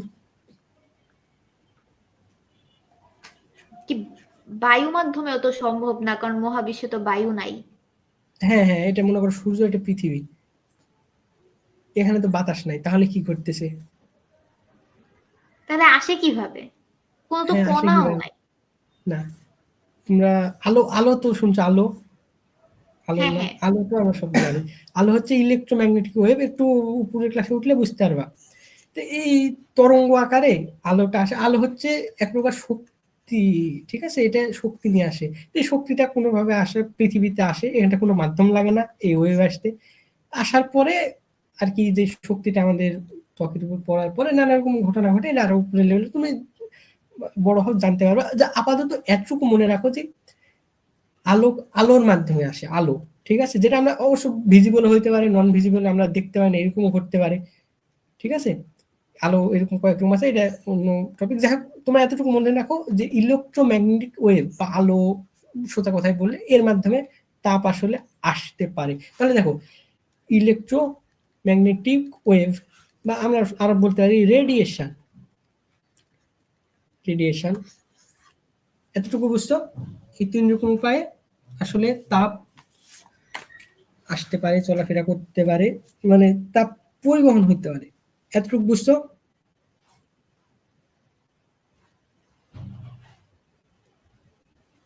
জি স্যার। আচ্ছা, তাহলে এখন একটু ওভারভিউ দেওয়া যাক, আমরা কি শিখলাম। তো বলো, তাপ আসলে কি? তাপ আসলে কোনো বস্তু। হুম, শোনা যায় না, আর একটু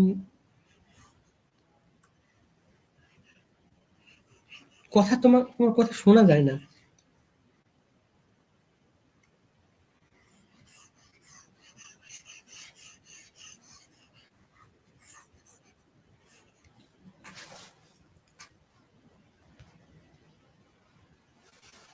তোমার তোমার কথা শোনা যায় না। দেখো, দেখো, আচ্ছা, তাপ আসলে কি বোঝায়, আমরা এখন একটু ওভারভিউ দিই।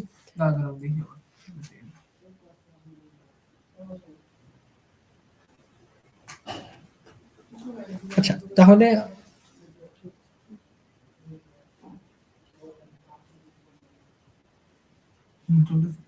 আচ্ছা, তোমাদের তোমার কথা শোনা যায় না, তোমাদের কথা একটু দেখো। ভাই আপনি কন্টিনিউ করেন, হয়তো ওনাদের সমস্যা হয় আচ্ছা আচ্ছা নেটওয়ার্ক। আচ্ছা আচ্ছা, ঠিক আছে। তাহলে দেখো, তাপ আসলে কি, আমরা কি বুঝলাম কি এতক্ষণ, একটু ওভারভিউ দিই। ওভারভিউ, জাস্ট তাপ কি, হিট কি? হিট হচ্ছে, মনে করো একটা বস্তু, এটা একটা সিস্টেম নিলাম, মানে যেটা নিয়ে আমরা আলোচনা করি আসলে মহাবিশ্বে যত এটা আমাদের সিস্টেম। এটা জাস্ট একটা পদার্থ মনে করতে পারো। এই পদার্থের অণুগুলা নানা রকম গতিতে থাকে, তোমাদের তিন রকম গতি হয়, কোনটার ক্ষেত্রে কি হয় সেটা দেখালাম। তো এই গতির কারণে এই যে এভারেজ গতি, এভারেজ গতি না, এভারেজ গতি না, এটা ভুল হবে। গতি, যে মোট গতি, টোটাল, টোটাল কাইনেটিক যে এনার্জি আছে সেটাকে বলা হয় থার্মাল এনার্জি। আর থার্মাল এনার্জির যে পরিমাণ, দেখো, থার্মাল এনার্জি যে পরিমাণ ট্রান্সফার হয়, transfer of of thermal energy, thermal energy যেটা ঘটে তাকে আমরা বলতেছি হিট। যদিও আমাদের বইয়ে যে টোটাল কাইনেটিক এনার্জি যেটা আছে সেটাকে হিট বলা আছে, তবে এই জিনিসটা বইলে ঠিক, মানে আমি যদি সূক্ষ্ম লেভেলে দেখতে যাই এই বিষয়টা ঠিক না, বাট বইয়ে যেহেতু আছে এটা এইভাবে পড়বো, যেহেতু এটা আসলে করা হয়েছে আমাদের সিম্পলিফাই করার জন্য এই টপিকটা, ঠিক আছে। কিন্তু আমরা যদি ভালোভাবে বুঝতে চাই তাহলে হিট কি, হিট কিন্তু ট্রান্সফার অফ কাইনেটিক এনার্জি, যে পরিমাণ এনার্জি কাইনেটিক এনার্জি ট্রান্সফার হইতেছে ওইটাকে আমরা বলতেছি হিট। এতটুকু হিট সম্পর্কে বুঝছি। ওকে, এবার আসা যাক আসলে টেম্পারেচার বলতে কি বোঝায়। অনেকে তোমরা বললা যে টেম্পারেচার হচ্ছে তাপমাত্রার পরিমাপক বা এরকম অনেক কিছু বললা, বাট বিষয়টা কিন্তু ওইটা না। তাপমাত্রা বেশি হলেই যে ওখানে তাপ বেশি থাকবে বিষয়টা কিন্তু এমন না। তাপমাত্রা কম হলেও ওখানে তাপ বেশি থাকতে পারে, অথবা উল্টাটা তাপমাত্রা বেশি হলেও ওখানে তাপের পরিমাণ কম থাকতে পারে। এই বিষয়টা আমরা বুঝছি। দেখো কি এখানে ঘটতেছে, তাপমাত্রা বলতে বোঝায় যে আসলে এই তো যে এই অণুগুলো আছে, এই অণুগুলো তো টোটাল তো এনার্জি আছে, টোটাল কাইনেটিক এনার্জি আছে, এইটার এভারেজ মনে করো টোটাল নাম্বার দিয়ে ভাগ করলে এভারেজ যে কাইনেটিক এনার্জি ঘটে থাকে সেটা আসলে টেম্পারেচারের একটা প্যারামিটার। ওকে, তাহলে টেম্পারেচার বলতে আসলে কি বোঝায় যে এভারেজ কাইনেটিক এনার্জি, প্রতিটা অণু কি পরিমাণ কাইনেটিক এনার্জিতে আছে, কি পরিমাণ কাইনেটিক এনার্জি আছে এভারেজ, সেটাকে আসলে টেম্পারেচারের একটা প্যারামিটার হিসেবে আমরা বলতে পারি। আবার আরেক ভাবে টেম্পারেচারকে ডিফাইন করতে পারি যে আসলে এটা দ্বারা বোঝায় যে তাপ কোথায় থেকে মানে কোন বস্তু থেকে কোন বস্তুতে যাবে, যেটা নির্ভর করে, যার উপরে নির্ভর করে সেটা হচ্ছে টেম্পারেচার। বুঝতে পারছো? তোমরা কি আসো কেউ? যদি রেসপন্স করতে গেলে রেসপন্স করো তোমরা।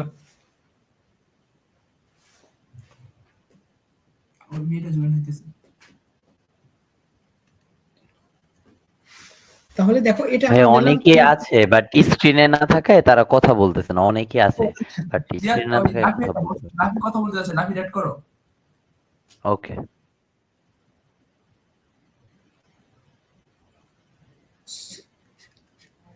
তাহলে আমরা টোটাল কাইনেটিক এনার্জি কোনটা, এই এভারেজ কাইনেটিক এনার্জি দ্বারা টেম্পারেচার বোঝায়, এটা আমরা একটু ধারণা পাইলাম।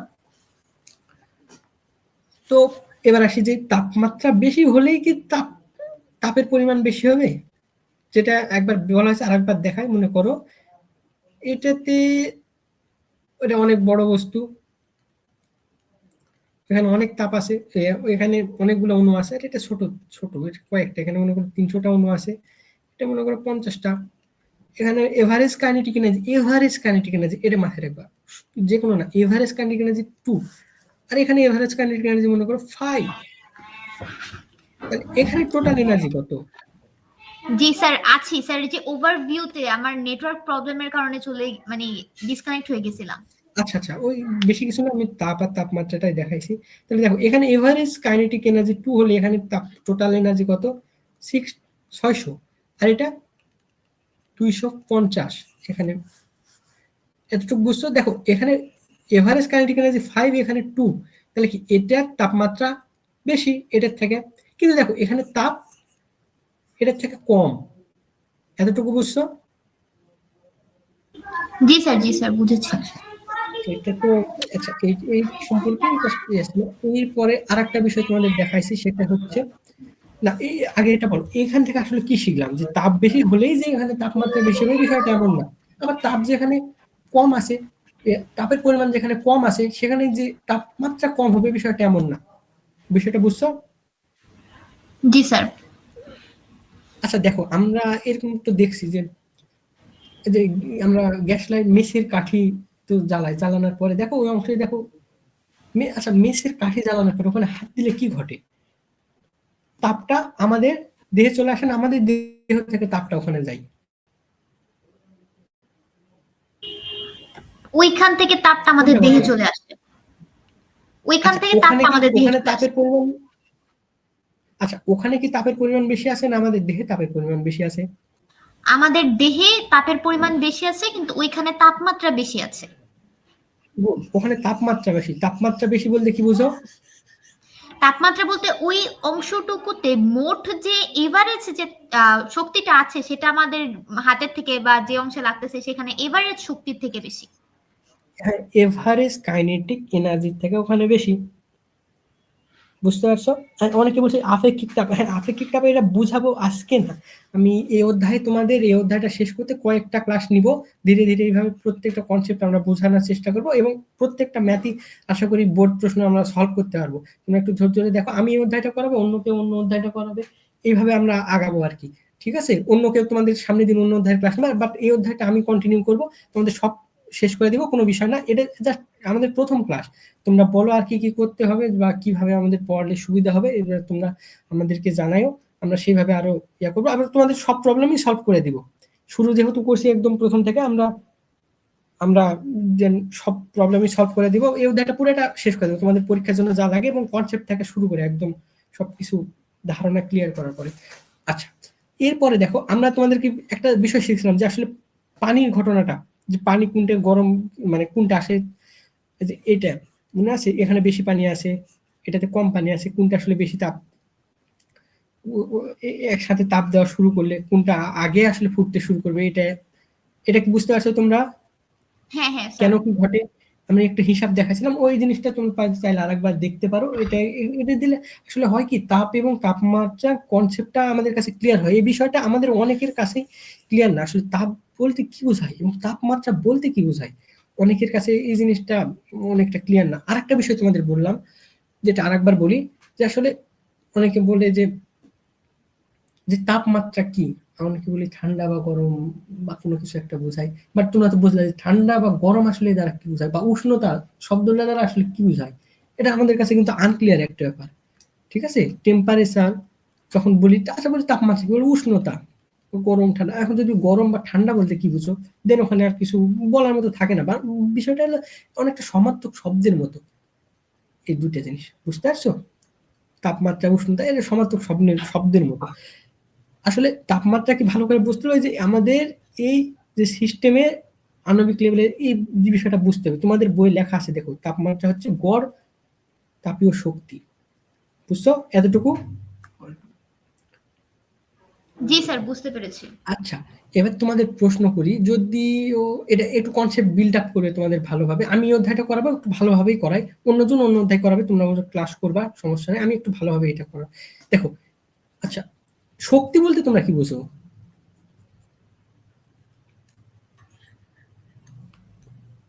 আচ্ছা, শক্তি এমন একটা জিনিস আসলে যার ফলে কোনো কিছুর পরিবর্তন ঘটে বা কোনো কিছু একটা সংঘটিত হইতেছে, এরকম কিছু একটা, কোনো কিছু বলতে যে ওইটার কারণ। আরেকটু ভালোভাবে ডিফাইন করা বোধহয় যায়, শক্তি কি আসলে। আমরা তো অনেক তাপ শক্তি শক্তি শক্তি অনেক কিছু বুঝলাম, তার এনার্জিটা কি?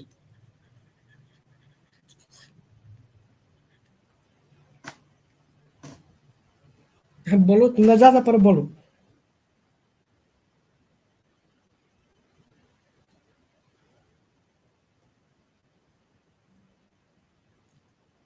তোমাদের যা ধারণা আছে বলো, সমস্যা নেই,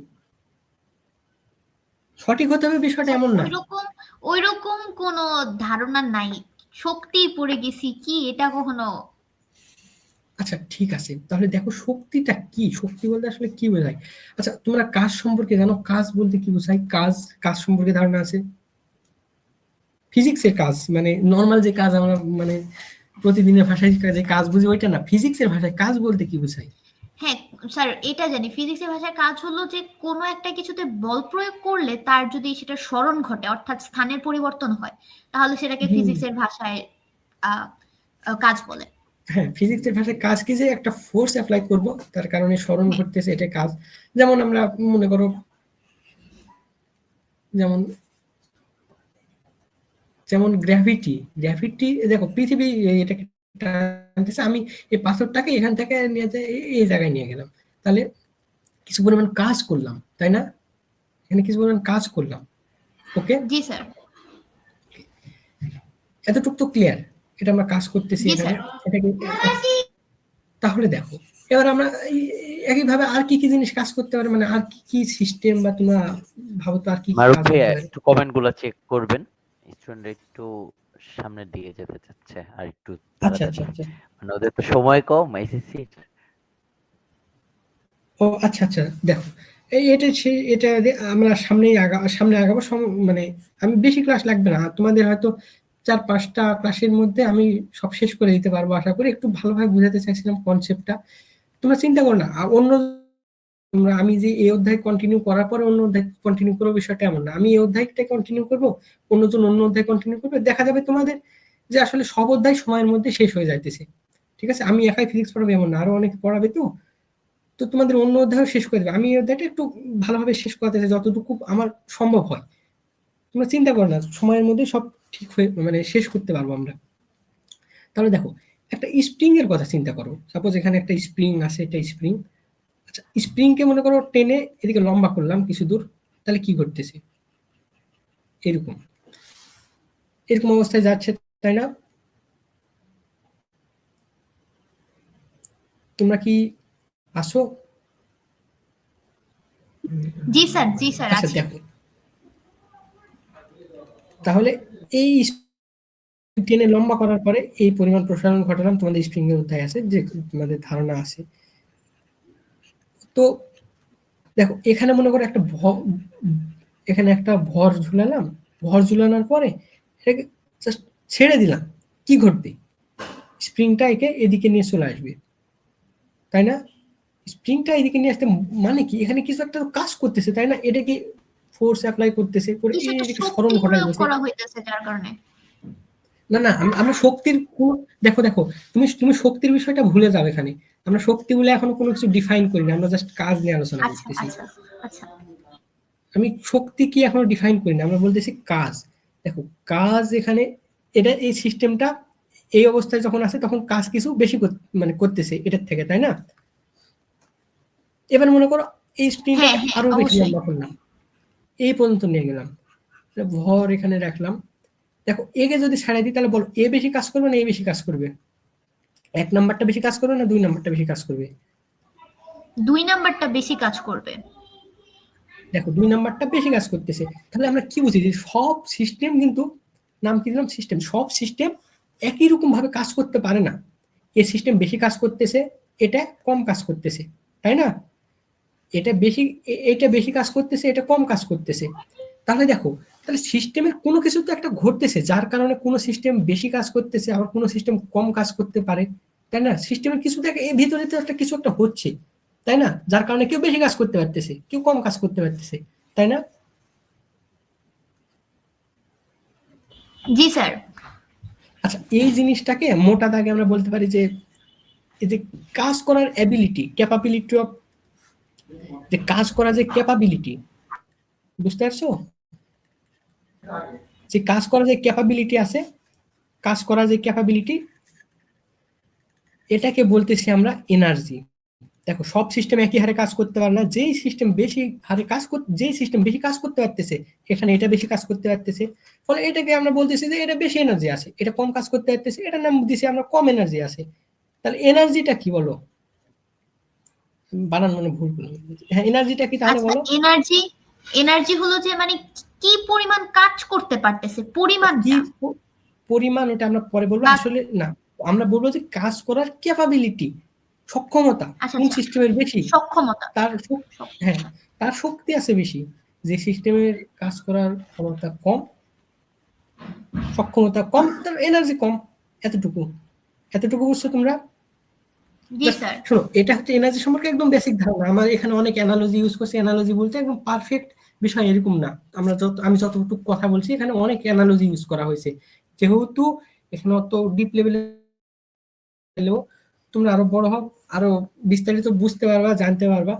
ঠিক আছে, এতটুকু ক্লিয়ার তোমাদের কাছে?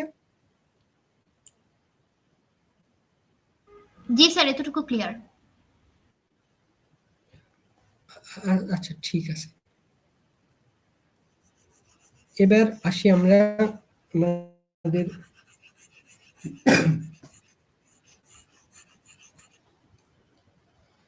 এবার আসি পদার্থে, এবার আসি অভ্যন্তরীণ শক্তি বলতে কি বোঝায়। এটা একজন বোধ হয় যে আপেক্ষিক, হ্যাঁ আপেক্ষিক চাপ পড়াবো হয়তো আমার আর একটা বা দুইটা ক্লাস লাগবে, তারপরে আপেক্ষিক চাপে যাবো। প্রত্যেকটা অধ্যায় পড়াবো, মানে প্রত্যেকটা টপিক এইভাবে পড়াবো, চিন্তা করো না, সবই পড়ানো হবে তোমাদের। এবার আসি অভ্যন্তরীণ শক্তি বলতে কি বোঝায়।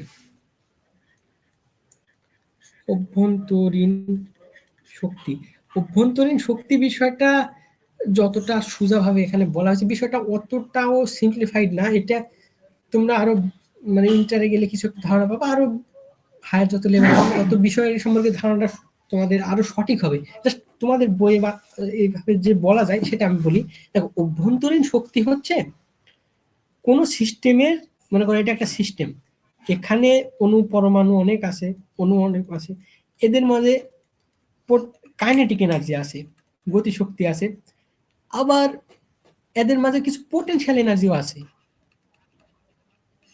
পোটেনশিয়াল এনার্জি সম্পর্কে তোমাদের ধারণা আছে?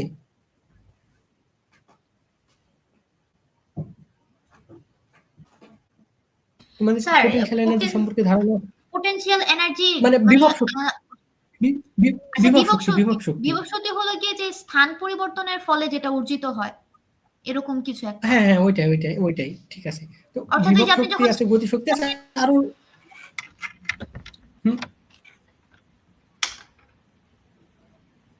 হ্যাঁ দেখো, বিভব শক্তি আছে, গতি শক্তি আছে, এরকম আরো নানা রকম শক্তি থাকতে পারে, ওসবে না যায়। তো এখানে যে মোট শক্তি আছে, এই মোট শক্তিকে বলতেছি আমরা হইতেছে অভ্যন্তরীণ শক্তি। এতটুকু জাস্ট জেনে রাখো, আর কিছু তেমন এখানে জানার তেমন কিছু লাগবে না। জাস্ট মনে রাখো যে এই সিস্টেমের মধ্যে যত রকম শক্তি আছে সব মিলা হইতেছে অভ্যন্তরীণ শক্তি, এরকম একটা ধারণা রাখো। যদিও এটা 100% পারফেক্ট আমি মানে বলবো না, বাট আপাতত এতটুকু ধারণা রাখো, ঠিক আছে? তাহলেই ঘটবে, তাহলেই যথেষ্ট এখানে।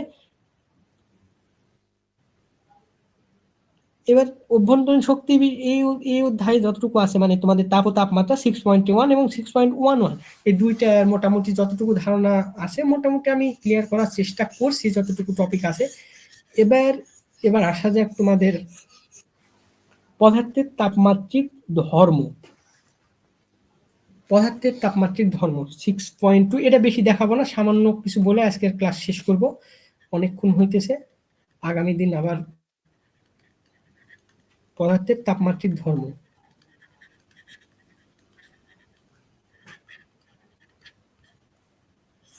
আচ্ছা, পদার্থের তাপমাত্রিক ধর্ম বলতে কি বোঝায়, কোনো আইডিয়া তোমাদের?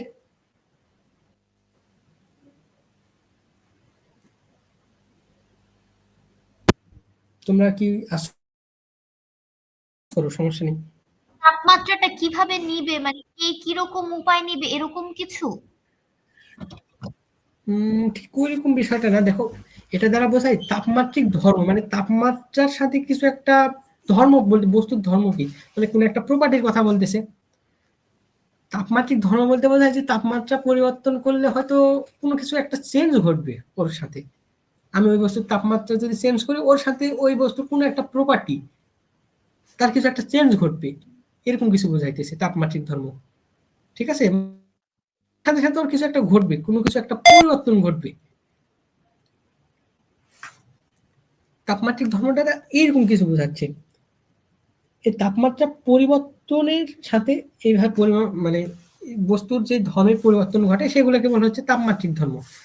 তো তাপমাত্রিক ধর্মের দরকার কি? দেখো, আমরা তো তাপমাত্রা ডিফাইন করলাম, তাপ ডিফাইন করলাম, বাট তাপমাত্রাটা পরিমাপ করব কিভাবে,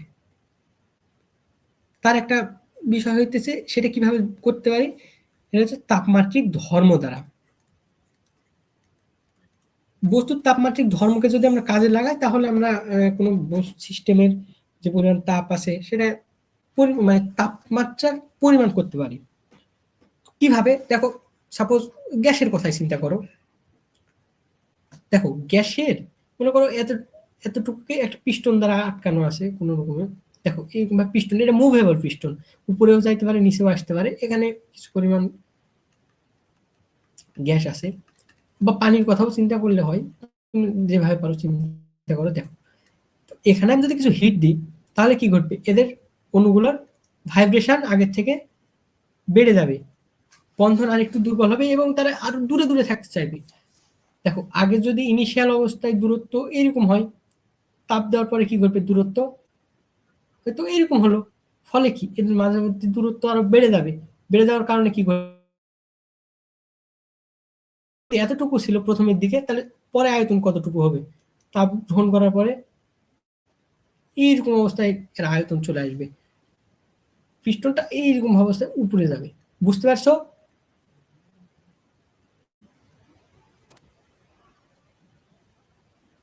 তোমরা কি আসো? স্যার স্যার ব্যাপারটা হলো কি যে তাপ বাড়ার কারণে পিস্টনটা উপরে চলে গেছে এরকম। তাপ দেখো, তাপ আমরা আরো গভীরভাবে চিন্তা করবো। দেখো তাপ এরা গ্রহণ করতেছে অণুগুলো, ঠিক আছে? এটা দ্বারা বুঝবা যে আসলে থার্মোমিটারটা কিভাবে কাজ করে, এটা দ্বারা একটু বোঝা যায়। যদিও আজকে একটু আলোচনা করবো, দেন আগামী দিনে এটা আবার ভালো করে বুঝাবো। দেখো এই যে পানির অণু বা এটা যেটাই মনে করো তুমি, তরল বা গ্যাস যেটা মনে করো, দেখো যদি মনে করো অণুগুলো কাছে কাছে এভাবে বন্ডিং এ আছে, ওকে, যদিও এরা নিজেদের মধ্যে মুভ করতেছে, এখন এরা তাপ গ্রহণ করার ফলে কি ঘটবে, এখানে অণুগুলোর ভাইব্রেশন আগের থেকে বেড়ে যাবে। এই যে অণুটা আগে তো ভাইব্রেট করতেছিল বা ইয়েতে ছিল, তাদের ভাইব্রেশন আরো আগের থেকে বেড়ে গেল। আচ্ছা ভাইব্রেশন বাড়লে হবে কি,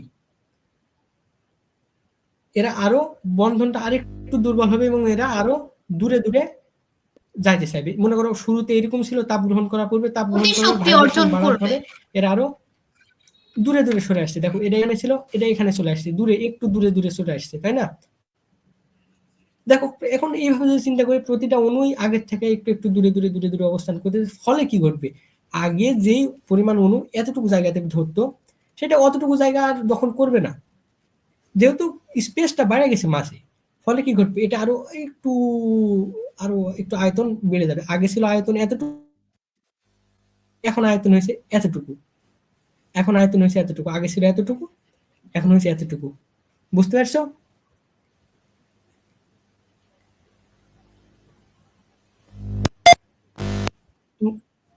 স্যার জি স্যার বুঝেছি। তোমরা কি আচ্ছা, আসলে এইভাবেই তোমার থার্মোমিটারটা কাজ করে। থার্মোমিটারের মধ্যে যে তোমার পারদ থাকে বা অ্যালকোহল থার্মোমিটার থাকে, ওটা ভাইব্রেশনের কারণে অণুগুলো আরেকটু দূরে দূরে সরে যায়, ফলে ঘনত্ব কমার কারণে এটা আয়তন আর একটু বেড়ে যায়। বুঝছো? আয়তন আর একটু বেড়ে যায়, বেড়ে যাওয়ার কারণে ওই যে দেখো পারদটা, যে পারদটা মনে করো এই লেভেলে ছিল, পারদটা এখানে থেকে একটু উঠে চলে যায় এই জায়গায়। ফলে দেখা যায় যে জ্বর হলে যে থার্মোমিটারটা ইউজ করে, এইরকম জিনিসটা আমাদের ঘটে। এতটুকু ক্লিয়ার?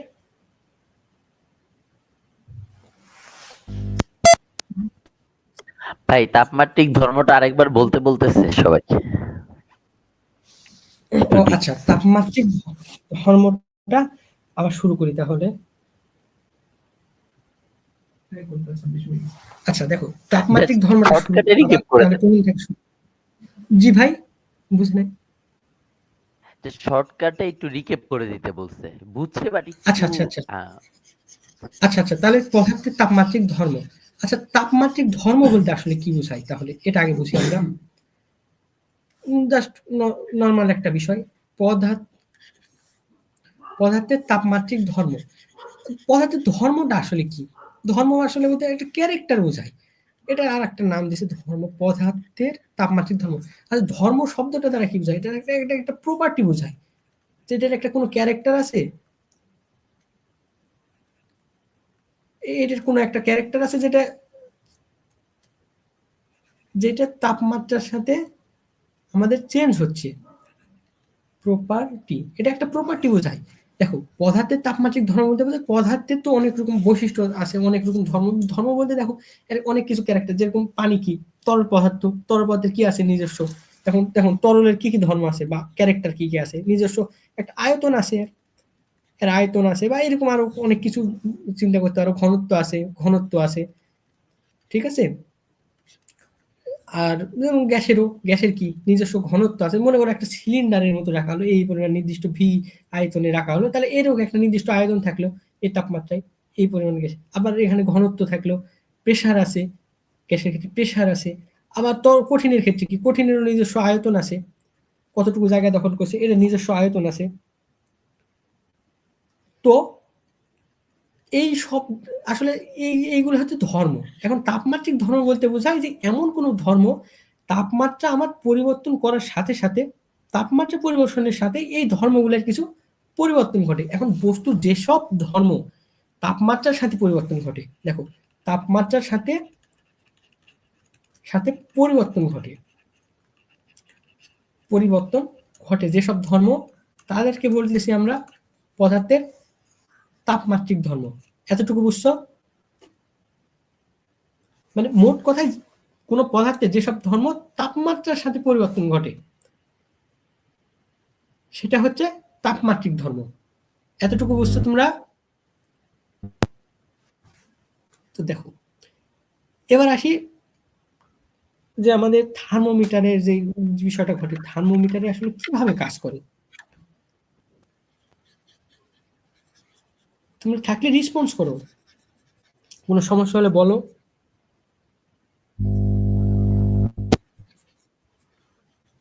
দেখো, পদার্থের তাপমাত্রিক ধর্ম তো বুঝলাম। হ্যাঁ, কিছু বললা? কি কেউ বুঝছো কি তোমরা? জি স্যার, বুঝে। আচ্ছা, তাপমাত্রার সাথে পরিবর্তন ঘটে যেসব ধর্ম, এতটুকু মাথায় রাখো। তাহলে দেখো, আমাদের তাপমাত্রা বলতে কি বোঝায়? আমরা একটু আগে কি পড়লাম? এভারেজ তাপমাত্রা বলতে কি বোঝায়? Average kinetic energy. ওকে, তাহলে দেখো, এবার আমরা একটা তরলের কথা চিন্তা করি। মনে করো তরল এইরকম একটা পাইপের মধ্যে আছে, এইরকম তরলের এটা অণুগুলো যেরকম, এটাকে জুম করব। থার্মোমিটারের ওটা পাইপ, টিউব আর কি, ওটাকে জুম করলাম। জুম করে আসলে দেখি কি ঘটতেছে। দেখতেছি এই যে অণুগুলো এইরকম ভাবে আছে, বন্ডিং আছে।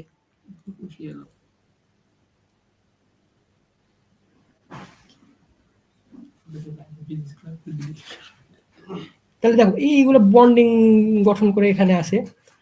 ওকে, তো দেখো, আমরা এতক্ষণ কি শিখলাম যে তাপমাত্রা বলতে কি বোঝায়? Average kinetic energy. এখন বলো, তাপমাত্রা বাড়া মানে কি আসলে বোঝায় মলিকিউলার লেভেলে? বলো যদি। দেখো, এভারেজ কাইনেটিক এনার্জি মানে তাপমাত্রা তাপমাত্রা বাড়তেছে মানে কি লেভেলে বোঝায় যে বলো? গুলো বাড়তেছে। এভারেজ কাইনেটিক এনার্জি বাড়তেছে মানে এই কি, এটা আগে যেই বেগে মনে করো ছোটাছুটি করতেছিল, সেটা বেড়ে যাইতেছে, তাই না? এটা আগে যেভাবে ছোটাছুটি করতেছিল সেটা আরো আরো বেড়ে যাইতেছে, তাই না? এতটুকু ক্লিয়ার? জি স্যার, জি স্যার, ক্লিয়ার। আচ্ছা, এতটুকু যদি বুঝো, তাহলে দেখো, এই দুইটাকে আবার আলাদা করি আমরা। এখানে একটু জায়গা তৈরি করি, একটু দেখো।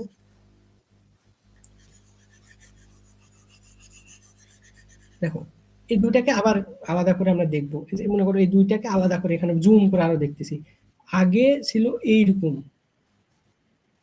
এইরকম, এখন তাপ গ্রহণ করার ফলে এদের কাইনেটিক এনার্জি আরো বেড়ে গেছে। তাহলে দেখো, বন্ড আরো দুর্বল হয়ে যাবে না এদের মাঝের? এরা কি করবে? দূরত্ব আরো আগের তুলনায় বেড়ে যাবে। মনে করো আগের দূরত্ব এখানে ছিল, এখন দূরত্বটা হবে এইরকম। কারণ কি? কাইনেটিক এনার্জি বেড়ে গেছে। বুঝছো? দেখো, আগের দূরত্ব ছিল এতটুকু, এখন দূরত্ব হয়ে গেছে আরো বেড়ে গেছে, দূরত্ব বেড়ে গেছে। আচ্ছা, দূরত্ব বাড়তেছে, তাহলে কি ঘটবে? প্রতিটা অণুর মধ্যে দূরত্ব বাড়তেছে, তাহলে কি ঘটতেছে? এই অণুগুলো এখানে আগে ছিল এরকম, আগে এখন আরো ফাঁকা ফাঁকা হয়েছে। মানে কি? একই পরিমাণ অণু তো কমে নাই, তাহলে নিশ্চয়ই ভলিউম আরো বাড়তে হবে, ঘনত্ব আরো কমবে, ভলিউম আরো বাড়বে। মানে দেখো, আগে যেখানে এতটুকু জায়গা নিয়েছিল, এখন যেহেতু অণুগুলো আমাদের ফাঁকা বেড়ে গেছে, ফলে এইটা আর এইভাবে থাকবে না, আরো একটু উপরে চলে যাবে, ভলিউম আরো একটু বেড়ে যাবে, তাই না? আগে ছিল, দেখো, আগে ছিল এতটুকু জায়গা নিয়ে, তাহলে এখন কতটুকু? এতটুকু জায়গা নিয়ে গেছে, মানে ভলিউম কি এখানে বেড়ে গেছে, ভলিউম বাড়ে নাই।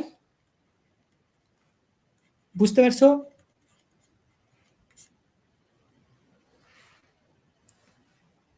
তোমরা কি বুঝছো?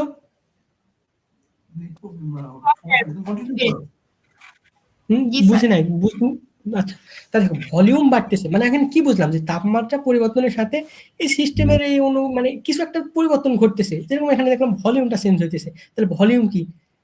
তাপমাত্রিক ধর্ম না একটা?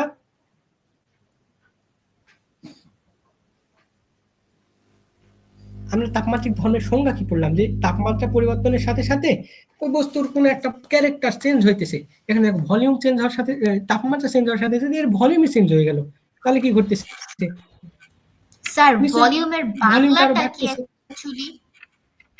ও আচ্ছা আচ্ছা আচ্ছা, ভলিউম মানে হচ্ছে আয়তন। আয়তন, ভলিউম মানে আয়তন, বুঝতে পারছো? এবার বুঝতে পারছো? জি, জি স্যার। আচ্ছা, বলো তো, আয়তন বলতে কি বোঝায়?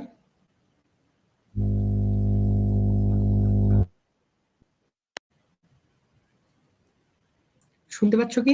স্যার যে জায়গা দখল করছে এই জায়গা দখলটা বাড়ে, মানে সম্পূর্ণ যে জায়গাটাও দখল করে আছে। হ্যাঁ হ্যাঁ, জায়গা যে গুড, যে যতটুকু জায়গা দখল করছে সেটা মানে এখানে একটু বেশি জায়গা দখল করতেছে, মানে কি বুঝলাম এখানে আসলে তাপমাত্রা পরিবর্তনের সাথে সাথে এখানে জায়গাটা আরো বেশি দখল করছে, ভলিউমটা আরো বা আয়তনটা আরো বাড়তেছে। তাহলে আয়তনটা কি এখানে তাপমাত্রিক ধর্ম, তাই না? বুঝছো তো এতটুকু? না বুঝলে বলো। জি স্যার বুঝেছি। আচ্ছা দেখো, ভলিউম বাড়ার সাথে সাথে তাপমাত্রা বাড়ার সাথে ভলিউম বাড়তেছে, তাহলে এবার আমরা একটু মনে হয় আইডিয়া নিতে পারবো যে আসলে তাপমাত্রা, একটা থার্মোমিটার তাপমাত্রা আসলে কিভাবে পরিমাপ করে। তাহলে আবার একটা থার্মোমিটার রাখাই।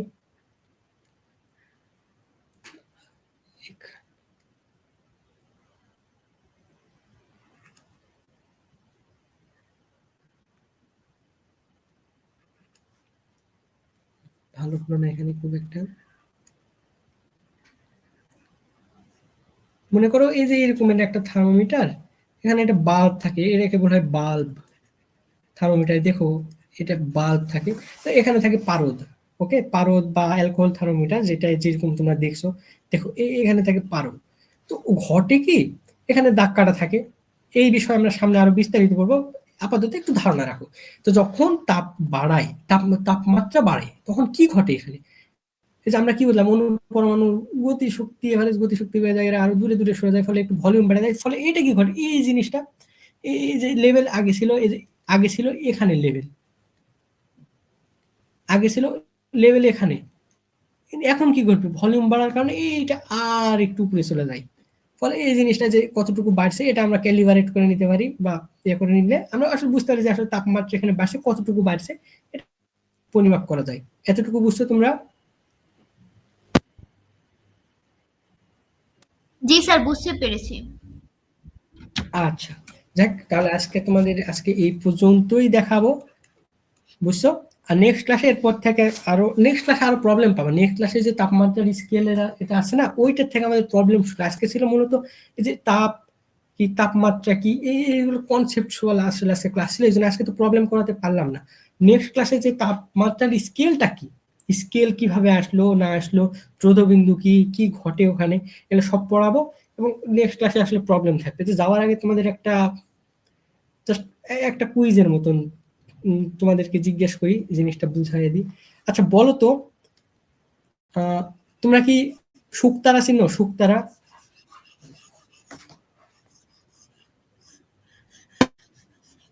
জি স্যার। তোমরা কি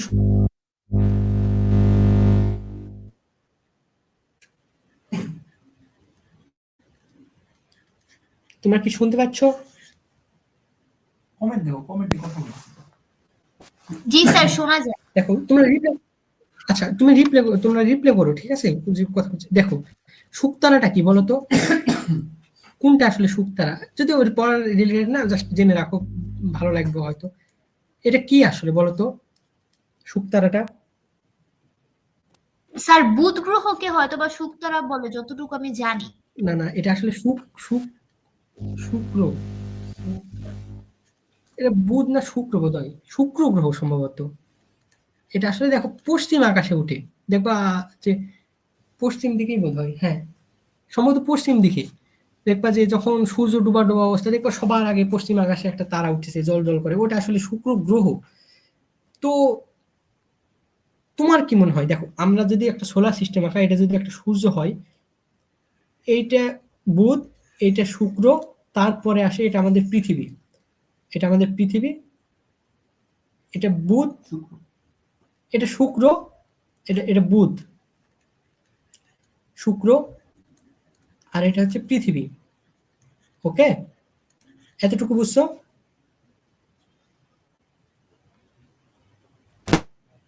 জি স্যার। আচ্ছা, তো বলো তো শুক্র গ্রহ তার কোথায় অবস্থিত? পৃথিবী এবং সূর্যের মাঝে না বাইরে? মাঝে না?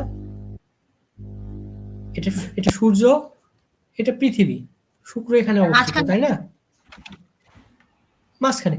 বাট এটা আমরা যখন আগেকার মানুষ, মানে যখন টেলিস্কোপ কিছু ছিল না, খালি চোখে মানুষ জানতো যে আসলে শুক্র গ্রহ এখানে অবস্থিত, পৃথিবীর বাইরে এখানে নয়। এবার বলো কিভাবে আমরা বুঝতে পারি যাতে শুক্র গ্রহ পৃথিবীর এই সাইডে অবস্থিত, মানে সূর্যের দিকে অবস্থিত, বরং পৃথিবীর বাইরে, মানে পৃথিবীর বাইরের দিকে অবস্থিত নয়। এটা আমরা কিভাবে ধারণা করতে পারি? তোমাদের কোনো আইডিয়া? তখন মানুষ কিন্তু খালি চোখে জানতো, আমরা কিন্তু মানে মানুষরা কিন্তু খালি চোখে এটা জানতাম যে না শুক্র গ্রহ এইদিকে অবস্থিত, ওইদিকে অবস্থিত নয়। স্যার একটা মিনিট কেন? ভাবি। হ্যাঁ বলো।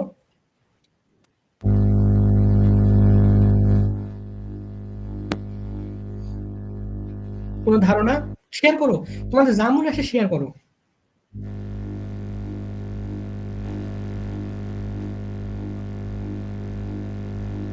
বুঝতেছো তোমরা? কথা বলো, যা মনে আসে বলো, সমস্যা নেই। স্যার একটু ভাবতেছি স্যার, পশ্চিম আকাশে দেখা যায় তার জন্য কি এরকম কিছু? ঠিক ওই জন্য না, আরো একটা বিষয় আছে, আরো তো তারা দেখা যায়, কত কিছু দেখা যায়, কিন্তু ওটা আমরা কিভাবে এত সিউরিটি দিয়ে বললাম যে আসলে না ওটা আসলে গ্রহ এবং ভিতরে অবস্থিত? আচ্ছা এটা গ্রহ, এটা কিভাবে মানুষ বুঝতে পারলো? আরো তো অনেক কিছু, তারা তারা অনেক কিছুই আছে। আর গ্রহ বোঝার তিনটা ব্যাপার আছে, তার মধ্যে একটা হলো এটা সূর্যকে কেন্দ্র করে ঘোরে, আর দ্বিতীয়ত এটা নির্দিষ্ট আকার আছে, আর তৃতীয়ত এর চারপাশে মানে বিক্ষিপ্ত ভাবে অন্য কিছু থাকে না, মানে এটা পরিষ্কার পরিচ্ছন্ন এরকম একটা ব্যাপার। না পরিষ্কার পরিচ্ছন্ন এরকম বিষয় না, তুমি আসলে গ্রহ আলাদা করা বুঝা, তুমি যেটা বলছো কি কি বললা যে এটা নির্দিষ্ট আকার, নির্দিষ্ট আকার তো অন্য কোনো কিছুরও আছে, যেরকম তুমি তারা গ্রহের মধ্যে পার্থক্য করতে পারো। তুমি তুমি তুমি তো এতদিন এটা দেখছো, তুমি কি কখনো তার আকাশের নিজস্ব দিকে তো আমরা তাকাই? তার নিজস্ব আলো, তারার নিজস্ব আলো আছে, কিন্তু গ্রহের নিজস্ব আলো থাকে না, সেটা যাকে কেন্দ্র করে ঘুরে, যে তুমি নক্ষত্রটাকে কেন্দ্র করে ঘুরে ওকেই প্রতিফলিত করে। হ্যাঁ আচ্ছা প্রতিফলিত করে, তুমি কিন্তু আমরা এখান থেকে কি বুঝি যে সবই তো আলো দিতেছে, তুমি কিভাবে আলাদা করে এত শিওর হইলা যে এটা নিজস্ব আলো নাই? বোঝা কি এতটাও সোজা, মানে খালি চোখে দেখে? দেখো অন্য, তুমি আকাশের দিকে তাকায় দেখো কত কিছু তো বলতেছে, তুমি আলাদাভাবে এটা ডিটেক্ট করা কিন্তু এত সোজা না। আসলে বিষয়টা দেখো, আমরা যখন সাপোজ ট্রেনে করে বা বাসে করে কোথাও যাই, দেখবা তো তোমার, তুমি এটা মনে করো বাসে করে কোথাও যাচ্ছ, পাশে যে জিনিসটা আছে সেটা দেখবা তোমার কাছে মনে হচ্ছে খুব দ্রুত মুভ করতেছে, কিন্তু দূরে যেটা আছে সেটা মনে হচ্ছে খুবই আস্তে মুভ করতেছে। এই বিষয়টা কি খেয়াল করে দেখছো? জানালার বাইরে দিয়ে রাস্তার দিকে তাকাবে, দেখবে রাস্তার পাশে যে জিনিসটা দাঁড়ায় আছে সেটা মনে হচ্ছে তোমার কাছে খুবই দ্রুত সরে যাইতেছে, কিন্তু দূরে যেটা আছে সেটা মনে হচ্ছে খুব একটা মুভ করতেছে না। এরকম কিছু দেখছো, খেয়াল করছো?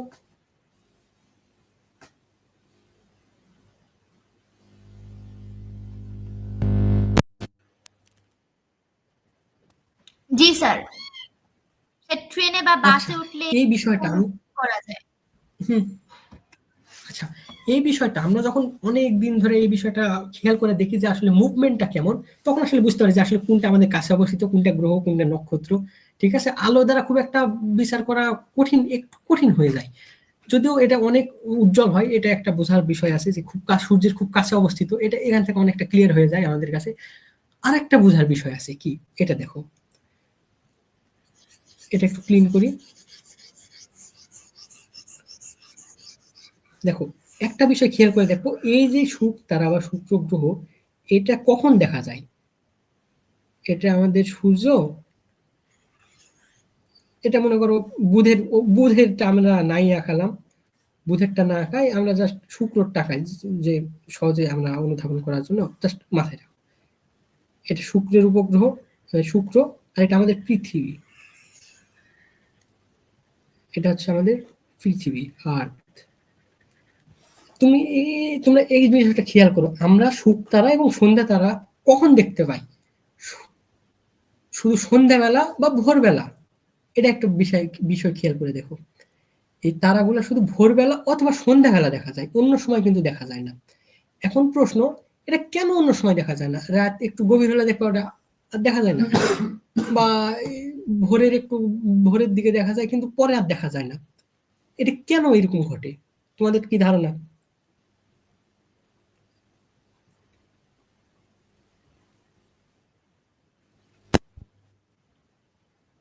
সকালবেলা সূর্যের নিজেরই অনেক আলো থাকে, তার জন্য আচ্ছা, সকালবেলা না হয় আলো থাকে, কিন্তু রাতে কেন দেখা যায় না?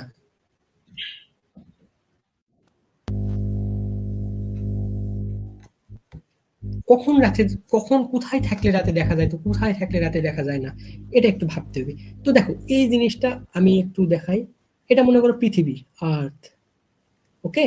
মানে এটা এই যে কক্ষপথ এখানে আছে, এইরকম ভাবে দেখায়। এইটা হচ্ছে আমাদের বুধ, এটা এর কক্ষপথ এইভাবে দেখাইছি। এটা বুধ, শুক্র, সরি শুক্র। তাহলে দেখো এটা এইদিকে আছে কি সূর্য, সান। সূর্য থেকে এইদিকে আলো পড়তেছে, মানে এইদিকে আমাদের কি দিন। এতটুকু ক্লিয়ার? আর এটা কি রাত এই পাশে, তাই না? এতটুকু বুঝছো? জি স্যার। আচ্ছা দেখো, তো তুমি মনে করো দিনের বেলা তো সূর্যের অনেক আলো থাকে, ফলে শুক্র গ্রহ যদি এই পাশে থাকে, মানে এই দিকে থাকে, আমরা খুব একটা বুঝতে পারি না। কিন্তু তখন বিকালবেলা ঘটে, তখন কি ঘটে? বিকালবেলা আমরা অবস্থান করি কোথায়? আমাদের অবস্থান কোথায় বিকালবেলা? এই দিকে না? এই দিকে আমরা অবস্থান করি না বিকালে, বা বিকালবেলা বা ওই ভোরের দিকে, তখন সূর্য আলো আসতেছে অথবা সূর্য ডুবতেছে, তখন আমাদের অবস্থান কোথায় হয়? পৃথিবীর এইদিকে কক্ষপথে এই জায়গাটাই অবস্থিত হয় না আমাদের অবস্থান। আর এই পাশে তো রাত, এটা হচ্ছে সন্ধ্যাবেলার অবস্থান, এটা ভোরের অবস্থান, এরকম মনে করো। এতটুকু বুঝছো?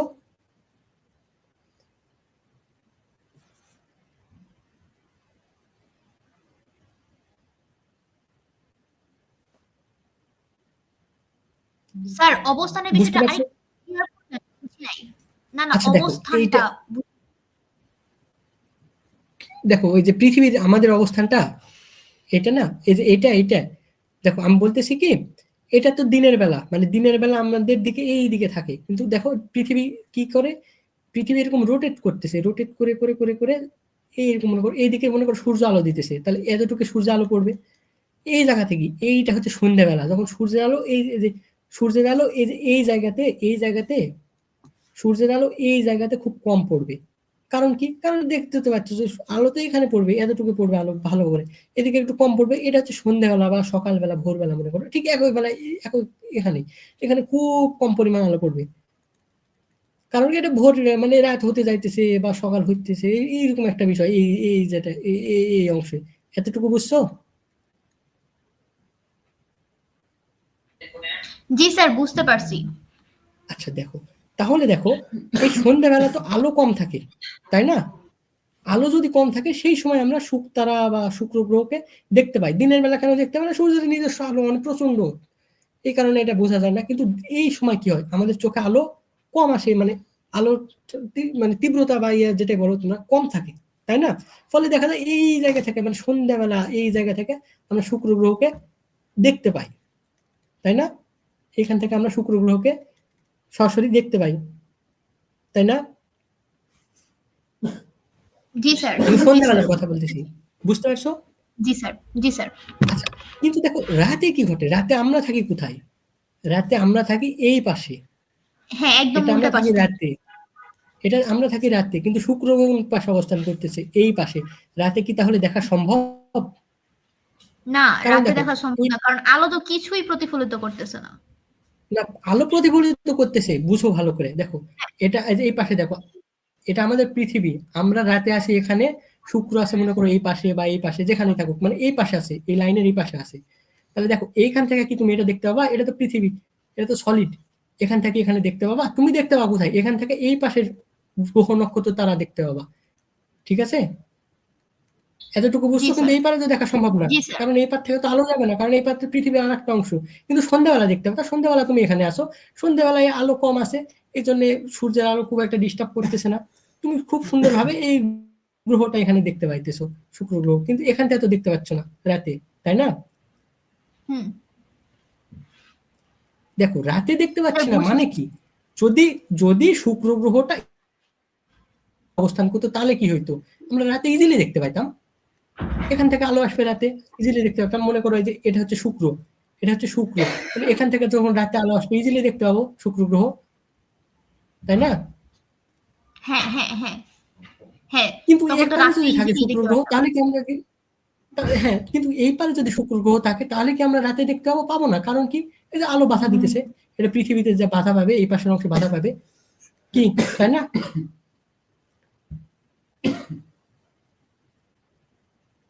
বুঝেছো? স্যার বাধা কেন পাবে, মানে একটু বাধা ঘিজিবিজি পাবে বলতে লাগতেছে দেখো বিষয়টার আমরা, কারণে। দেখো আমরা এটা হচ্ছে আমাদের, দেখো আমি একটু পরিষ্কার করে বলি, আবার দেখো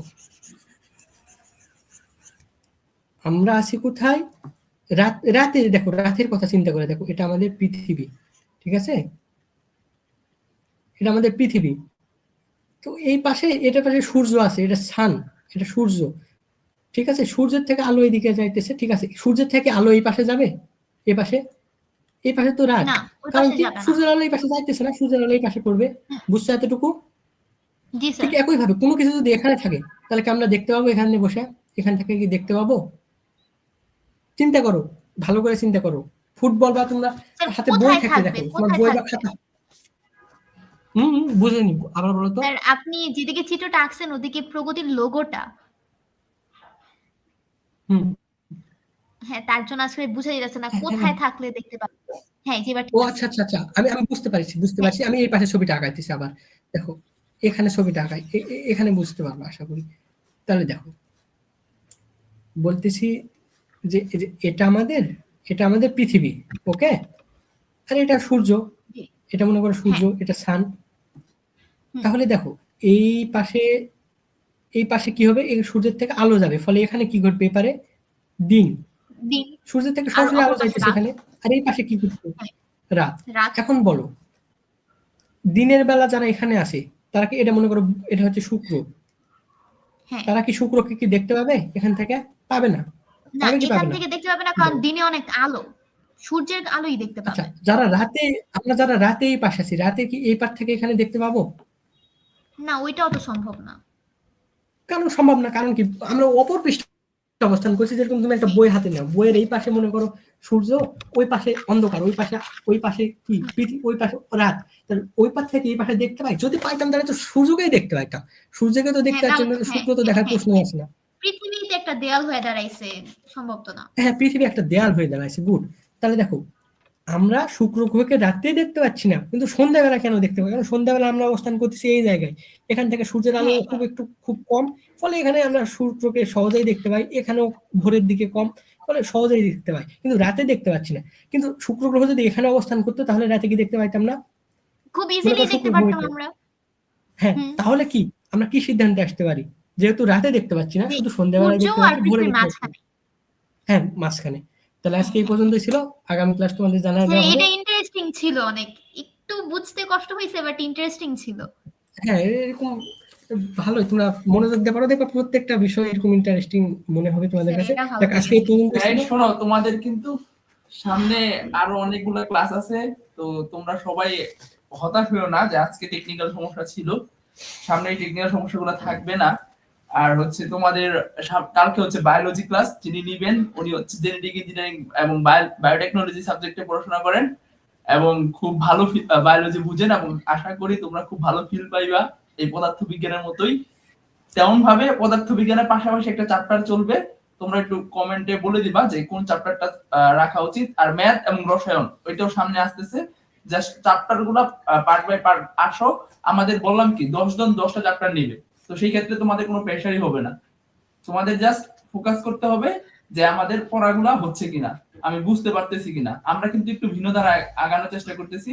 এই যে তোমাদের এখন মোটামুটি দেখতেছো সবাই প্রবলেম সলভ করে বা রেজাল্ট ভালো করার পিছনে দৌড়ায়, ব্যাপারটা তাও না, আমরা চাচ্ছি যে শিখাইতে, যে আসলে তুমি পদার্থবিজ্ঞানটা শিখে আসো। স্যার এই এই জিনিসটা পরবর্তীতে দারুণ ছিল বলতে, আমি কিছু এক্সপিরিয়েন্স শেয়ার করি। হ্যাঁ, ব্যাপারটা হলো যে এরকম যে সবাই আমরা সবসময় শিখে যাই যে এটাকে তাপ বলে, এটাকে কাজ বলে, এটাকে শক্তি বলে, মানে কিছু জিনিস মাথায় ধরেই নেই যে এটাকে এটা বলে, কিন্তু হ্যাঁ, এটাকে আসলে কি বোঝায় সেটা কখনো মানে ওইভাবে জানার ইচ্ছাও হয় নাই, বা ওইরকম কখনো জানতে পারিও নাই যে আসলে কি বলে। তখন এরকম বলে যে পড়ে নাও, মুখস্থ করে নাও। তো আজকে মানে কনসেপ্টের বাইরে দেখলাম যে মানে ইন্টারেস্টিং ছিল, যার হ্যাঁ, কারণে ভালো লাগছে।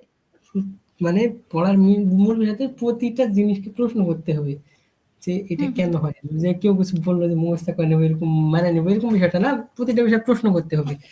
এইভাবে তো পড়তে থাকো, আগাবো। আর সবার ক্লাসটার মধ্যে একটু তোমরা ইন্টারেক্ট করো। ব্যাপারটা হচ্ছে ওর ক্লাসে কিন্তু ও যদি কথা না শুনে অপোজিট থেকে বা অপোজিট থেকে কথা না বুঝে, তখন কিন্তু সেই ক্লাসটা খুব একটা হ্যাঁ মজা হ্যাঁ করে করাইতে পারে না। হ্যাঁ তো স্যার সেই একটু ক্ষেত্রে ই আমাদের হয়ে সবার যায়। রোগী এইটা, আমাদের সবারই এটা একটা সমস্যা যে আমরা আসলে কি বলা হয়, ক্লাসের মধ্যে মানে অপোজিট মানুষ থেকে যদি রেসপন্স না পাই, তাহলে ক্লাস করে মজা পাই না, মানে ব্যাপারটা বুঝতে পারি না যে তুমি আসলে বুঝতে কিংবা পারছো আমার কিনা বা ক্ষেত্রে বুঝতে যেমন পারো হয় নাই। যে মানে একদম অনলাইন ক্লাসে মেসেজ করে আমি অনলাইন ক্লাসে আমার পারফেক্টলি হয় না, মানে আমার মনে হয় আমি যে স্যার সাথে ইন্টারাপ্ট করতে না পারলে আমি বুঝতেছি না, আমার এরকম মনে হয়।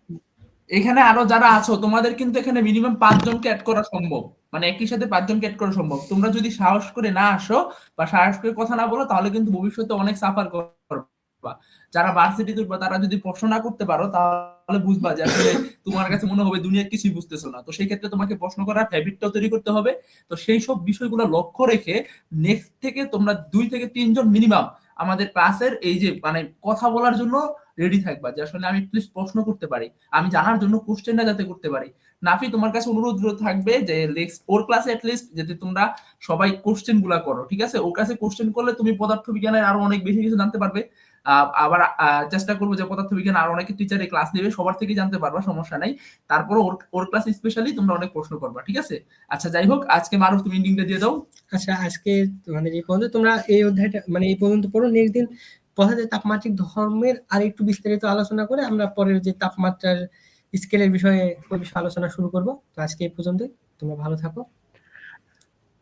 আচ্ছা, ধন্যবাদ সবাইকে। প্রগতি অ্যাসোসিয়েশন বাংলাদেশ পিএবির পক্ষ থেকে পিএবি ইন্টেলে অ্যাকচুয়াল এক্সপ্লোরেন্ট প্রোগ্রাম এইচএসসি 2025 চলছে এবং এভাবেই চলবে। অনেকে হচ্ছে ফিজিক্সে মনে হয় যে জাস্ট প্রবলেম সলভিং করবে এইচএসসি পরীক্ষার আগে, বাট অনেকে হচ্ছে বেসিক বা কনসেপ্টটাই ক্লিয়ার না। তো সেই ক্ষেত্রে যতই প্রবলেম সলভিং করো, কনসেপ্ট যদি ক্লিয়ার না থাকে তাহলে আসলে প্রবলেম সলভিং করে তোমরা বেশি দূর ভালো করা পসিবল না। তো দ্যাটস ওয়াই আমরা প্রবলেম সলভিং করে দিব। পাশাপাশি হচ্ছে তোমরা যখন এই কনসেপ্ট মানে এই কনসেপ্ট গুলো যখন তোমাদের ক্লিয়ার থাকবে, তখন হচ্ছে ইনশাআল্লাহ প্রবলেম সলভ করতে পারবে।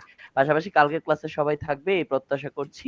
এবং আমাদের এই প্রোগ্রামে যারা এখনো রেজিস্ট্রেশন করনি, দ্রুত রেজিস্ট্রেশন করে ফেলো, একদম ফ্রিতে। ধন্যবাদ সবাইকে। আসসালামু আলাইকুম। Private chat